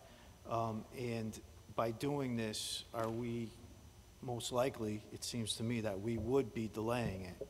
So if somebody could just clarify, you know, I know you have to go before zoning, but what is the potential duration of construction from the time you would start until it would be completed? Mr. Chairman, through you to Mr. Giannatasio. The project will take about a year to build. However, it could take a year to get approved.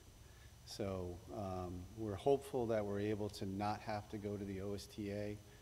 We're actually talking to them now. That's the Office of State Traffic Commission. That takes 6 months on its own. I think the zoning process here could take just probably 60 days. So as soon as we can get out of this process through the zoning on the 824 and then start the real zoning process is probably, say, 4 months we'd be approved, and we could start and the project would take about a year. That's assuming we don't have to go to the Office of State Traffic Commission. And Mr. Chairman, just to summarize,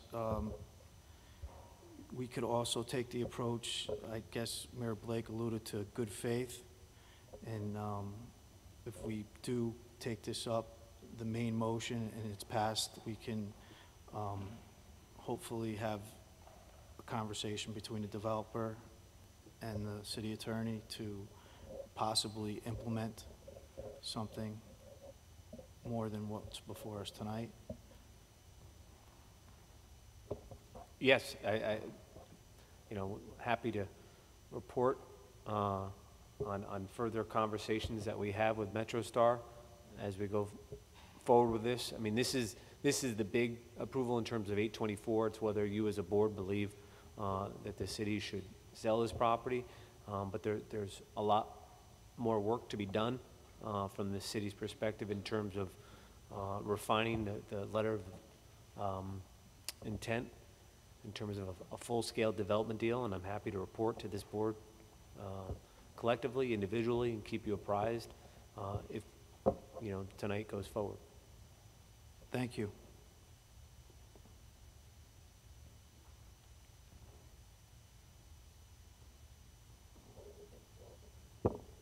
So, listening to the advice of the city or city attorney, I'm not going to entertain this motion.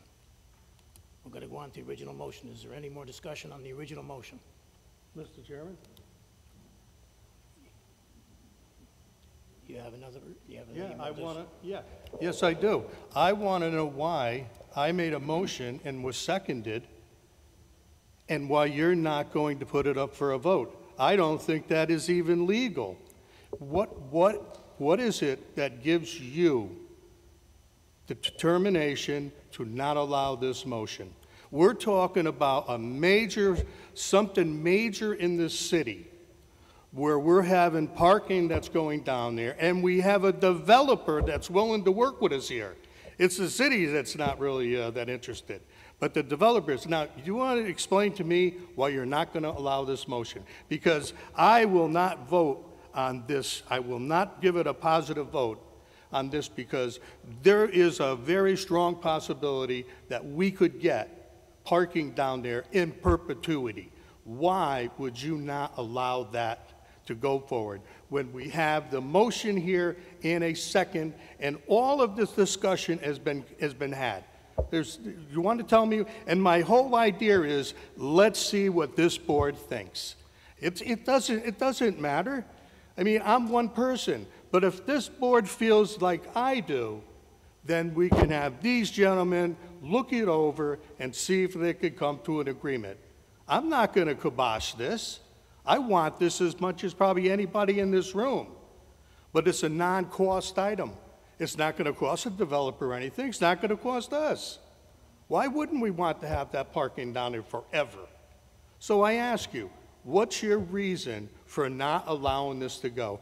And I do intend to challenge your motion on this floor. So after you say you're not going to allow it, I'm going to ask for a vote of this body here, whether or not you're out of line. Well, once again, I listened to the advice of our city attorney and the mayor, as well as other legal. Mr. Chairman, I do think, though, that Alderman Vecchiarelli does have an absolute point. There is a motion. It's been seconded. I believe pursuant to the rules of procedure, a vote is appropriate. All right, then. You heard the amendment and the second. Is there any discussion on the amendment? Any more discussion on the amendment? Seeing none, all in favor? Aye. Opposed? No.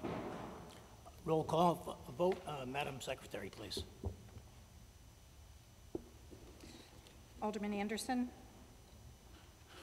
I'm voting no because I appreciate the intent, but I disagree with the language. Alderman Beatty? Alderman Fortunati? No. Alderman Gaynor? No. Alderman Gurman? No. Alderman Gennatasio? No. Alderman Golden? No. Alderman Grant? No. Alderman Smith? No. Alderman Sutton? No. Alderman Tranquilli? Yes. Alderman Vecchiarelli? Yes. Alderman Vitro? No. Alderman Vitale? Okay, we have 2 yeses and 12 noes. We have 2 yeses and 12 noes. The amendment fails. On the original motion, all in favor? On the original motion, all in favor? Aye. Opposed? Motion passes unanimously. Alderman at this point, I'd like to entertain a motion to reorder the agenda to move items 12A1, 12A2, and 12A3, report of ordinance committee, next on our agenda so that we can vote on the bonding ordinances. Is there a motion? So moved, Mr. Chairman. Thank you, Alderman Gennatasio and Alderman Vecchiarelli. All in favor? Aye. Opposed?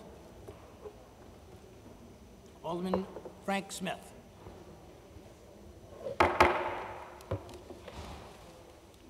Thank you, Mr. Chairman. The Ordinance Committee of the Board of Aldermen met earlier this evening to consider 3 proposed ordinances appropriating funds and associated bonding for a variety of school, public works, and wastewater projects.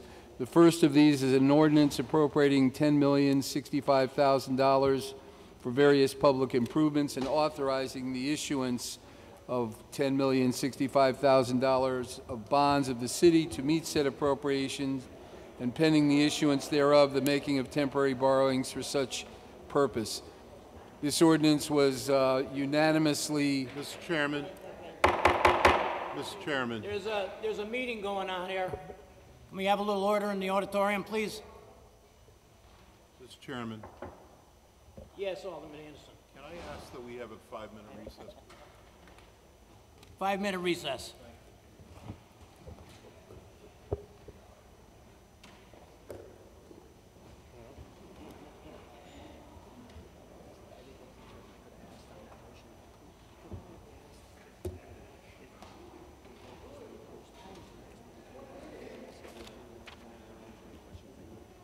Yeah, we could have postponed it. Yeah, no, you could have done that.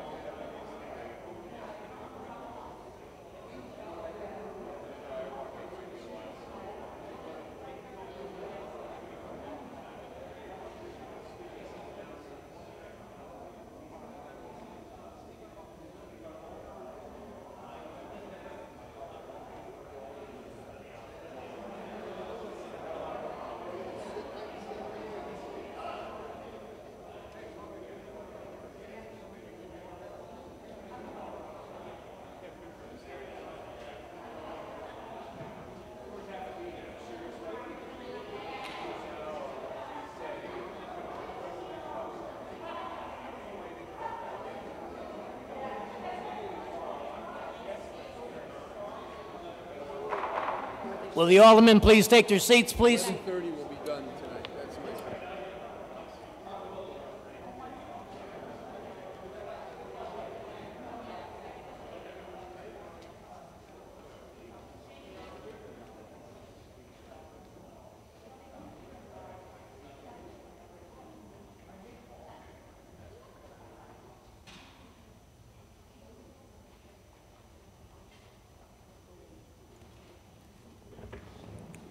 Alderman Frank Smith. Thank you, Mr. Chairman. As I was saying, an ordinance appropriately, there were 3 ordinances recommended to the full board tonight by the Ordinance Committee. The first is one appropriating $10,065,000 for various public improvements, the authorization for issuance of bonds in that amount to meet said appropriations, and the issuance thereof making temporary borrowings for such purpose. This is the first of 3 ordinances that were recommended unanimously with a favorable recommendation to the full board, and I would like to submit that, Mr. Chairman, to this board in the form of a motion. Thank you, Alderman Smith. Do I hear a second? Second. Motion has been made and seconded. Is there any discussion? Hearing none. All in favor? Aye. Opposed?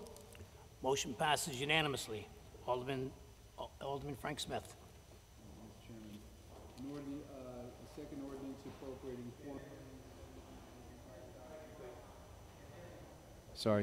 $4,785,000 for various school improvements, and the authorizing the issuance of $4,785,000 in bonds of the city to meet said appropriation, and pending the issuance thereof, the making of temporary borrowings for such purpose. This ordinance also was taken up by the Ordinance Committee earlier this evening and unanimously recommended favorably recommended to the full board. I would like to present it to the Board of Aldermen as a motion. Thank you, Alderman Smith. We have a motion and a second. Is there any discussion? Alderman Anderson.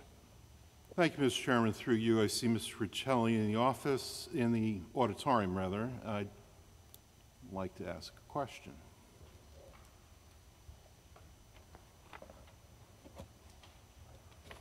Evening, Mr. Riccelli. Good evening, members of the Board of Aldermen, Alderman Anderson, Mr. Mayor.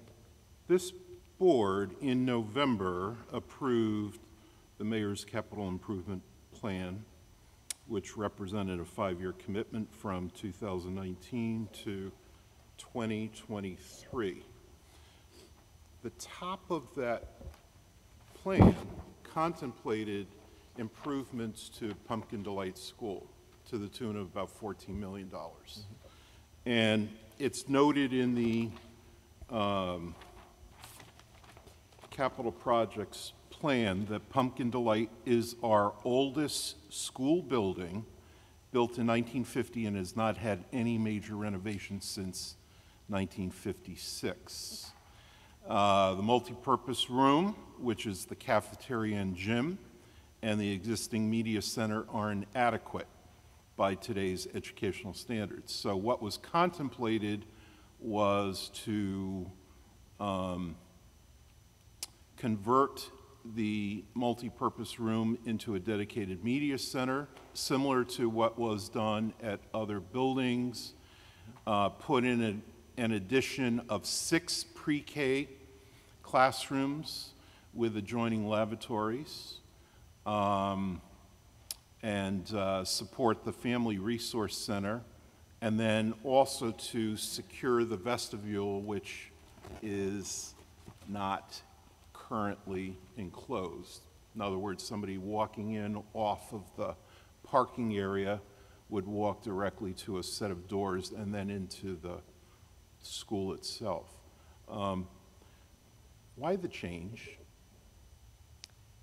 Alderman Anderson, I'm not sure what you mean, why the change?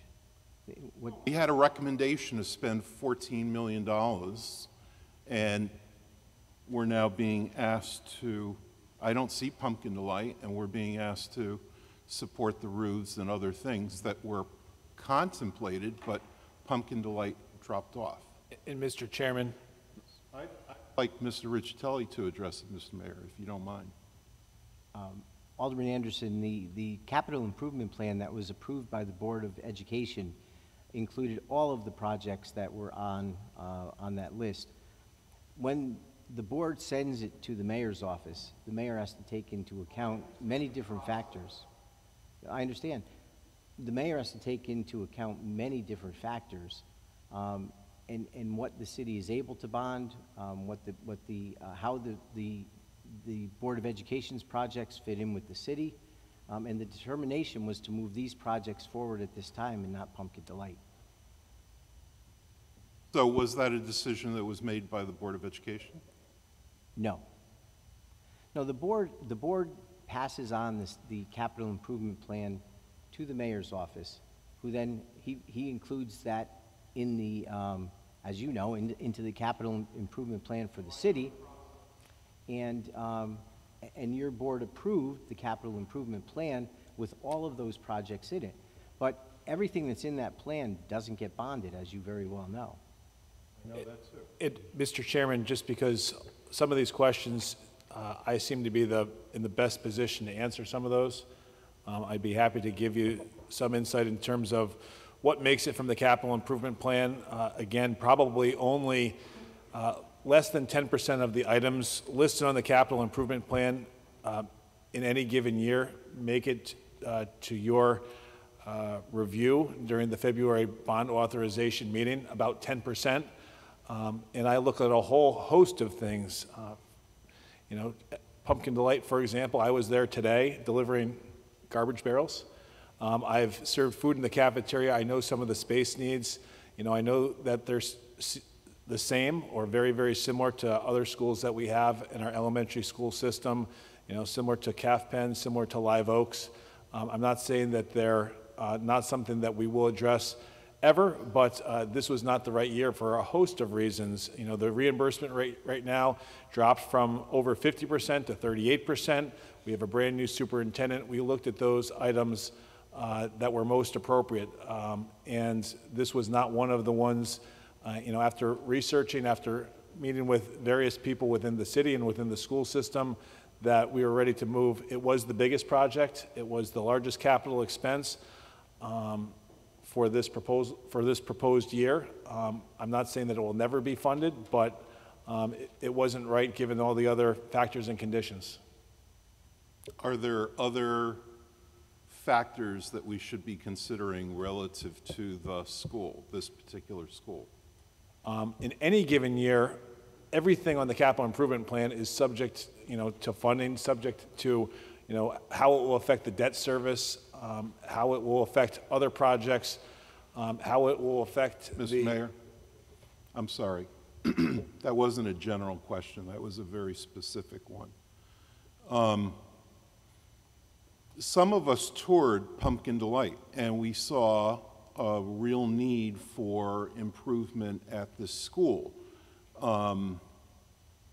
And so we approved the plan, $14 million, and then we get the actual bonds, bond requests, and it dropped out. And I'm wondering why.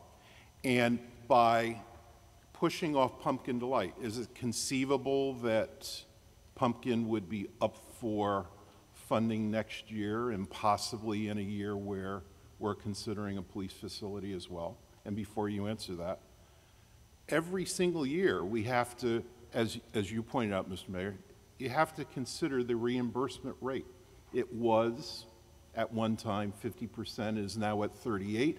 We have a new administration in Hartford. It could very well be that that reimbursement rate drops below the 38%. And oh boy, we'll have missed the opportunity to do this and get as robust a rate as we possibly can.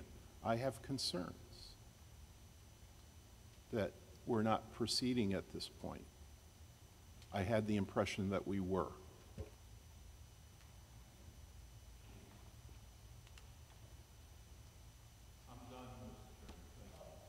I thought you were still going on. All right, thank you. Alderman Vitale.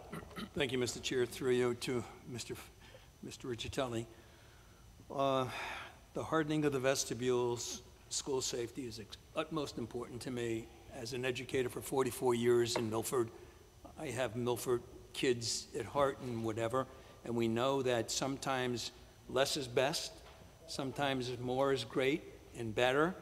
But if I look at October 1 figures this year, as of October 118, we have 2,286 kids in the elementary schools. We have 8 elementary schools. 6 out of the 8 elementary schools are below 300 kids. Pumpkin to Light is the lowest enrollment with 223.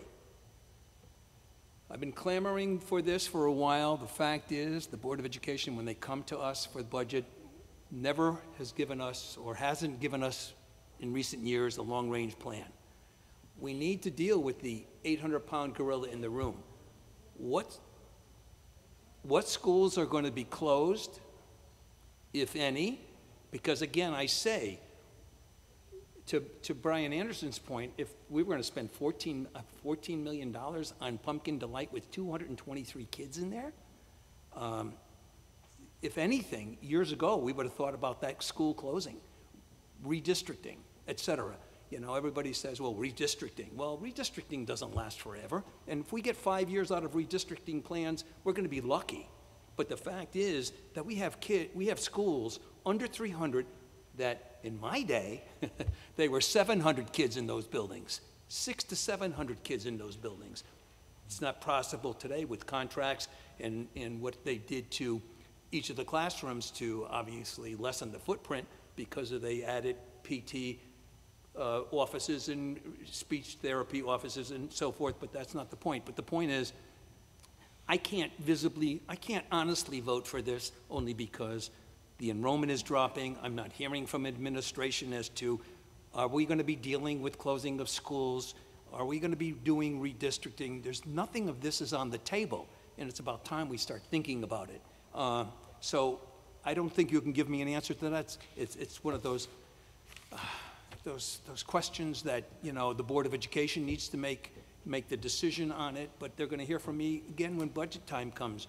I'm sorry, I can't vote for this bonding only because, and it includes the hardening of vestibules, and if Pumpkin Delight in all of those schools, less than really close to 200 kids, are in on this, I think these schools need to be closed. A tough decision needs to be made. So with that, that's the reason why I can't vote for this. Thank you. Thank you, Alderman Vitale. Any more discussion on the motion? Hearing none, all in favor? Aye. Opposed? Roll call vote, please, Madam Secretary. Alderman Anderson? No. Alderman Beatty? Yes. Alderman Fortunati? Yes. Alderman Gaynor? Yes.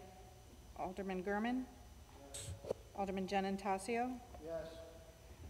Alderman Golden? Yes. Alderman Grant? Yes. Alderman Smith? Yes. Alderman Sutton? Yes. Alderman Tranquilli? Yes. Alderman Vecchiarelli? Yes. Alderman Vitro? Yes. Alderman Vitale? No. 2 noes, 12 yeses. 12 yes, 2 noes, the motion passes. Alderman Frank Smith. Thank you, Mr. Chairman. The Ordinance Committee met earlier this evening to consider the third of the 3 ordinances, this one appropriating $1,430,000 for design and construction of sanitary sewers and wastewater facilities, the authorizing the issuance of the same amount of bonds of the city to meet said appropriation, and pending the issuance thereof, the making of temporary borrowings for such purpose. This is for digester repair and cleaning of the digester at the Housatonic Wastewater Treatment Facility, including all repairs, design, construction administration, also repair and replacement at various locations of the sanitary sewer force mains, including design, material, construction, and so forth. This ordinance was unanimously and favorably recommended to the full board this evening by the Ordinance Committee, and I would like to submit this, Mr. Chairman, in the form of a motion. Motion has been made and seconded. Is there any discussion? Hearing none. All in favor? Aye. Opposed? Motion passes unanimously. At this point, we will return to agenda item 8P. Alderman Vecchiarelli, agenda item 8P. Mr. Chairman, I move to approve the request for the attached resolution regarding the cash advance for various public improvements, 2019. Motion has been made and seconded. Is there any discussion? Hearing none. All in favor? Aye. Opposed? Motion passes unanimously. Alderman Vecchiarelli, agenda item 8Q. Mr. Chairman, I move to approve the request for the attached resolution regarding the cash advance for various school improvements for 2019. Motion has been made and seconded. Is there any discussion? Hearing none. All in favor? Aye. Opposed? Roll call vote. Madam Secretary, please. Alderman Anderson? No. Alderman Beatty? Yes. Alderman Fortunati? Yes. Alderman Gaynor? Yes. Alderman Gurman? Yes. Alderman Genentasio? Yes. Alderman Golden? Yes. Alderman Grant? Yes. Alderman Smith? Yes. Alderman Sutton? Yes. Alderman Tranquilli? Yes. Alderman Vecchiarelli? Yes. Alderman Vitro? Yes. Alderman Vitale? No. 2 noes, 12 yeses. 12 yes, 2 noes. The motion passes. Alderman Vecchiarelli, agenda item 8R. Mr. Chairman, I move to approve the request for the attached resolution regarding cash advance for design and construction of sanitary sewers and wastewater facilities for 2019. Motion has been made and seconded. Is there any discussion? Hearing none. All in favor? Aye. Opposed? Motion passes unanimously. Alderman Vecchiarelli, agenda item 8S. Mr. Chairman, I move to approve the request for the attached resolution regarding Milford Board of Education concerning roof replacement project at Jonathan Law High School for 2019. Motion has been made and seconded. Is there any discussion? Hearing none. All in favor? Aye. Opposed? Motion passes unanimously. Alderman Vecchiarelli, agenda item 8T. Mr. Chairman, I move to approve the request for the attached allocation transfer, number 2, marine furnace, and number 3, marina patio tent. Motion has been made and seconded. Is there any discussion? Hearing none. All in favor? Aye. Opposed? Motion passes unanimously. Alderman Vecchiarelli, agenda item 8U. Mr. Chairman, I move to approve the request for the attached allocation transfer number 4, Sailors Lane Pump Station. Motion has been made and seconded. Is there any discussion? Hearing none. All in favor? Aye. Opposed? Motion passes unanimously. Alderman Vecchiarelli, agenda item 8V.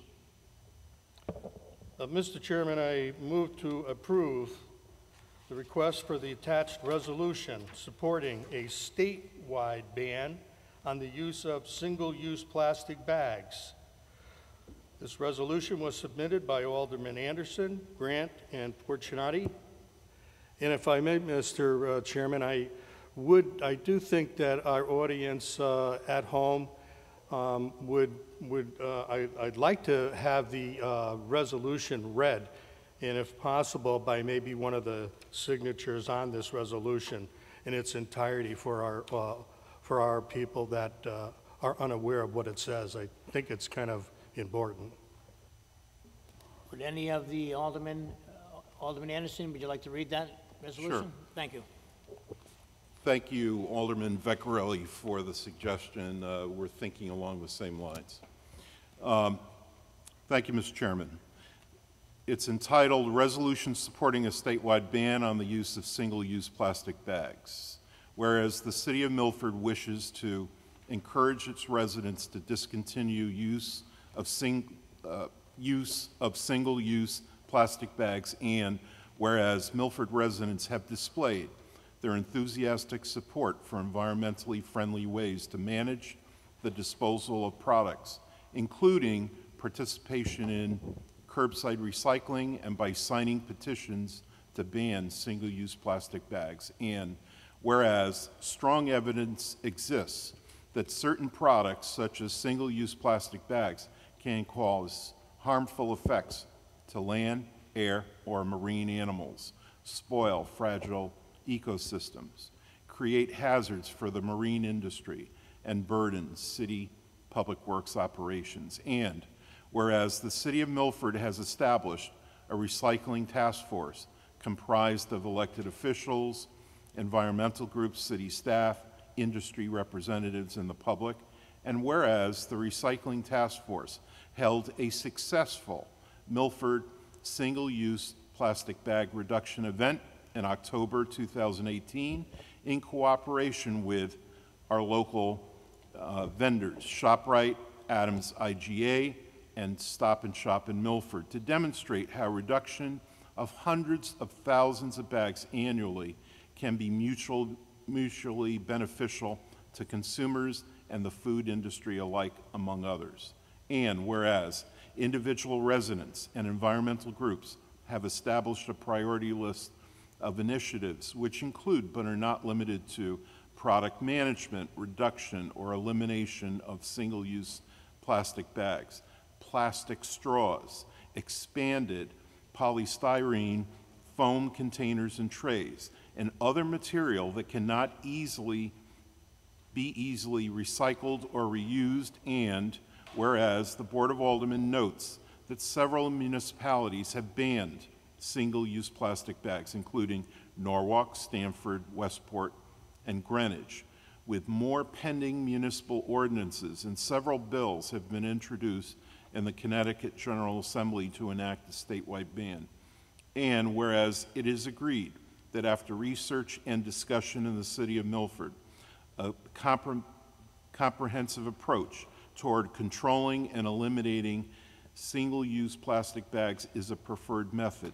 Now, therefore be it resolved that the City of Milford Board of Aldermen hereby indicates its strong support for the elimination of single-use plastic bags in an effort to preserve the beauty and safety of Milford's natural environment, and urges the state of Connecticut to enact a statewide ban of single-use plastic bags during the 2019 Connecticut General Assembly session. Be it further resolved that a copy of this resolution be forwarded to Milford's state delegation, members of the Connecticut General Assembly Environment Committee, and legislative leaders, the governor, lieutenant governor, and attorney general, the cities and towns of Hamden, Stonington, Norwalk, Stamford, Greenwich, and Westport, along with the Connecticut Conference of Municipalities, the Council of Small Towns, and South Central Regional, what's the O stand for?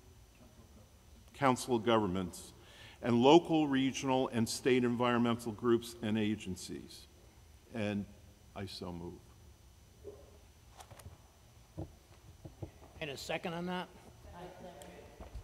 Resolution has been made and seconded. Any questions, any discussion? Alderman Vecchiarelli.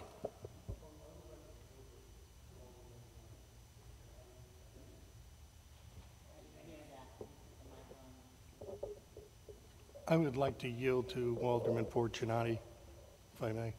Alderman Fortunati. Thank you. Thank you. Through you, Mr. Chair, I'd like to thank Alderman Anderson for leading the bringing this matter up before the board. It's really important. As you know, the Recycling Task Force has been working to educate the public on the dangers of single-use plastic bags, as well as their proper disposal.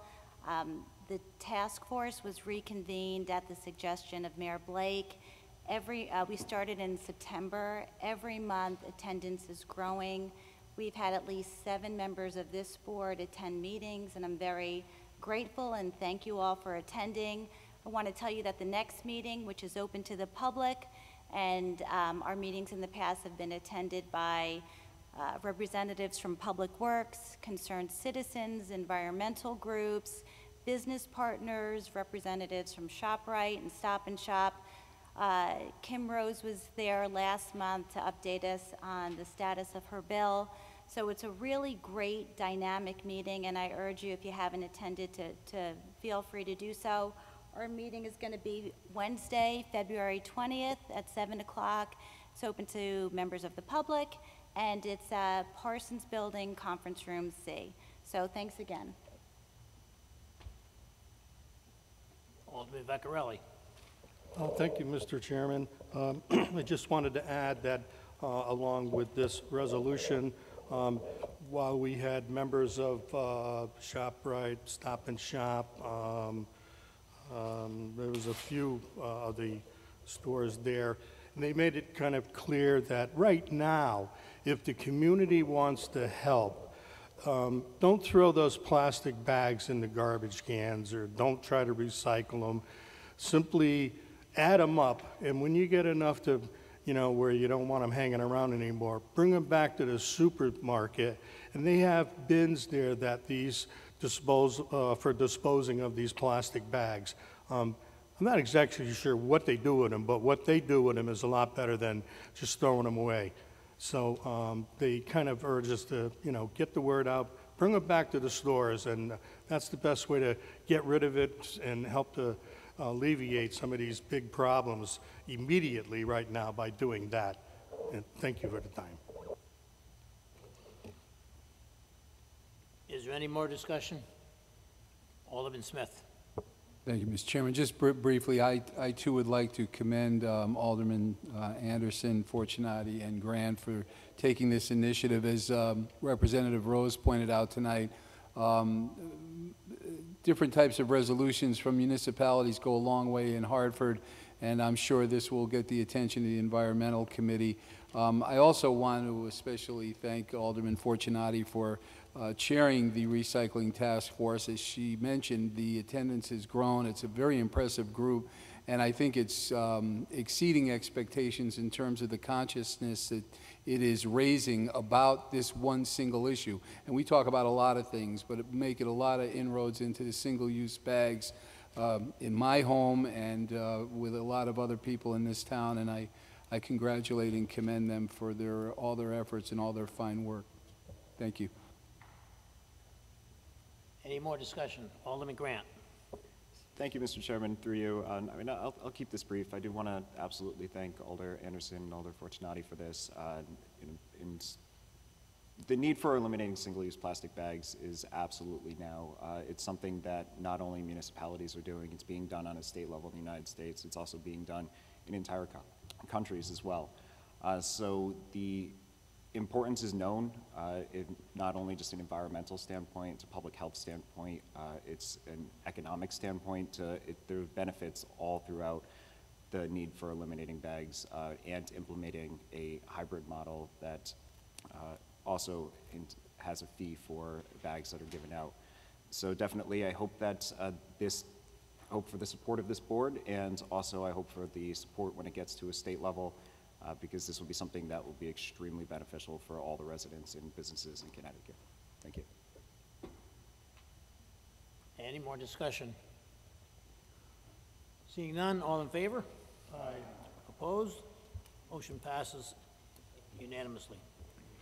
Next item on the agenda, item number 9, there is no new business. Agenda item number 10, there is no budget memo transfers. Agenda item number 11, moving on to refunds. Alderman Vecchiarelli, agenda item number 11A.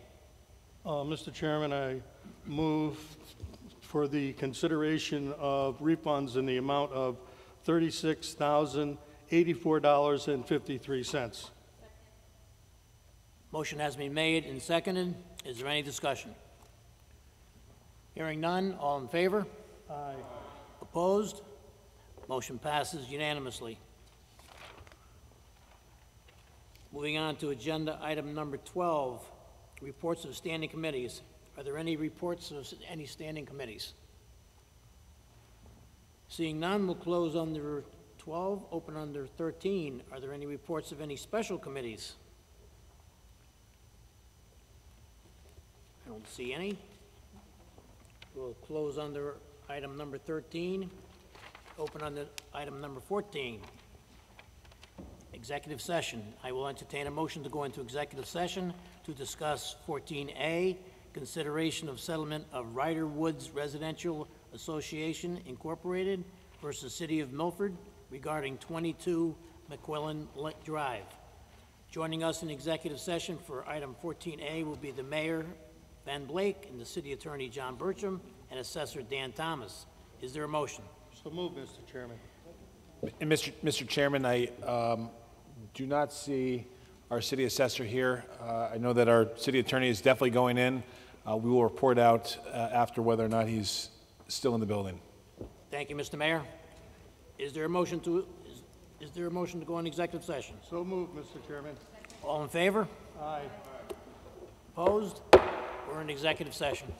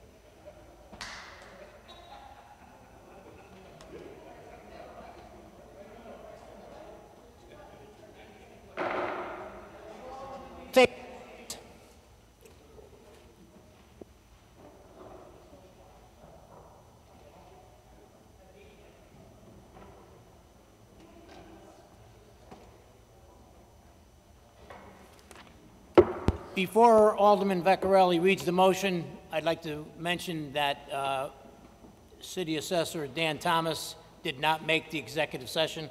Thank you. Alderman Vecchiarelli. Mr. Chairman, I make a motion to authorize settlement in the matter of Ryder Woods Residential Association Incorporation versus the City of Milford in accordance with the recommendation of the City Attorney, the City Assessor, as discussed in executive session. Motion has been made and seconded. Is there any discussion? Point of order, since the city assessor wasn't there, I think that should be coming out of that motion. City assessor was not in the meeting, and the motion reflected that he was in the meeting. I mentioned that the city assessor did not make the Right, meeting. but Yeah, let me just correct my motion, and I would like to, I would just like to be advised that the city assessor was not in this session, so it was recommendations basically of the city attorney. Thank you, Alderman Vecchiarelli. Is there a second on that? Second. Motion was made and seconded,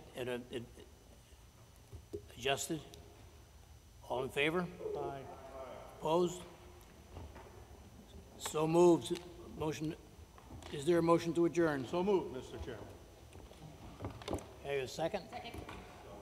Motion is made and second to adjourn. All in favor? Aye. Meeting adjourned. Thank you.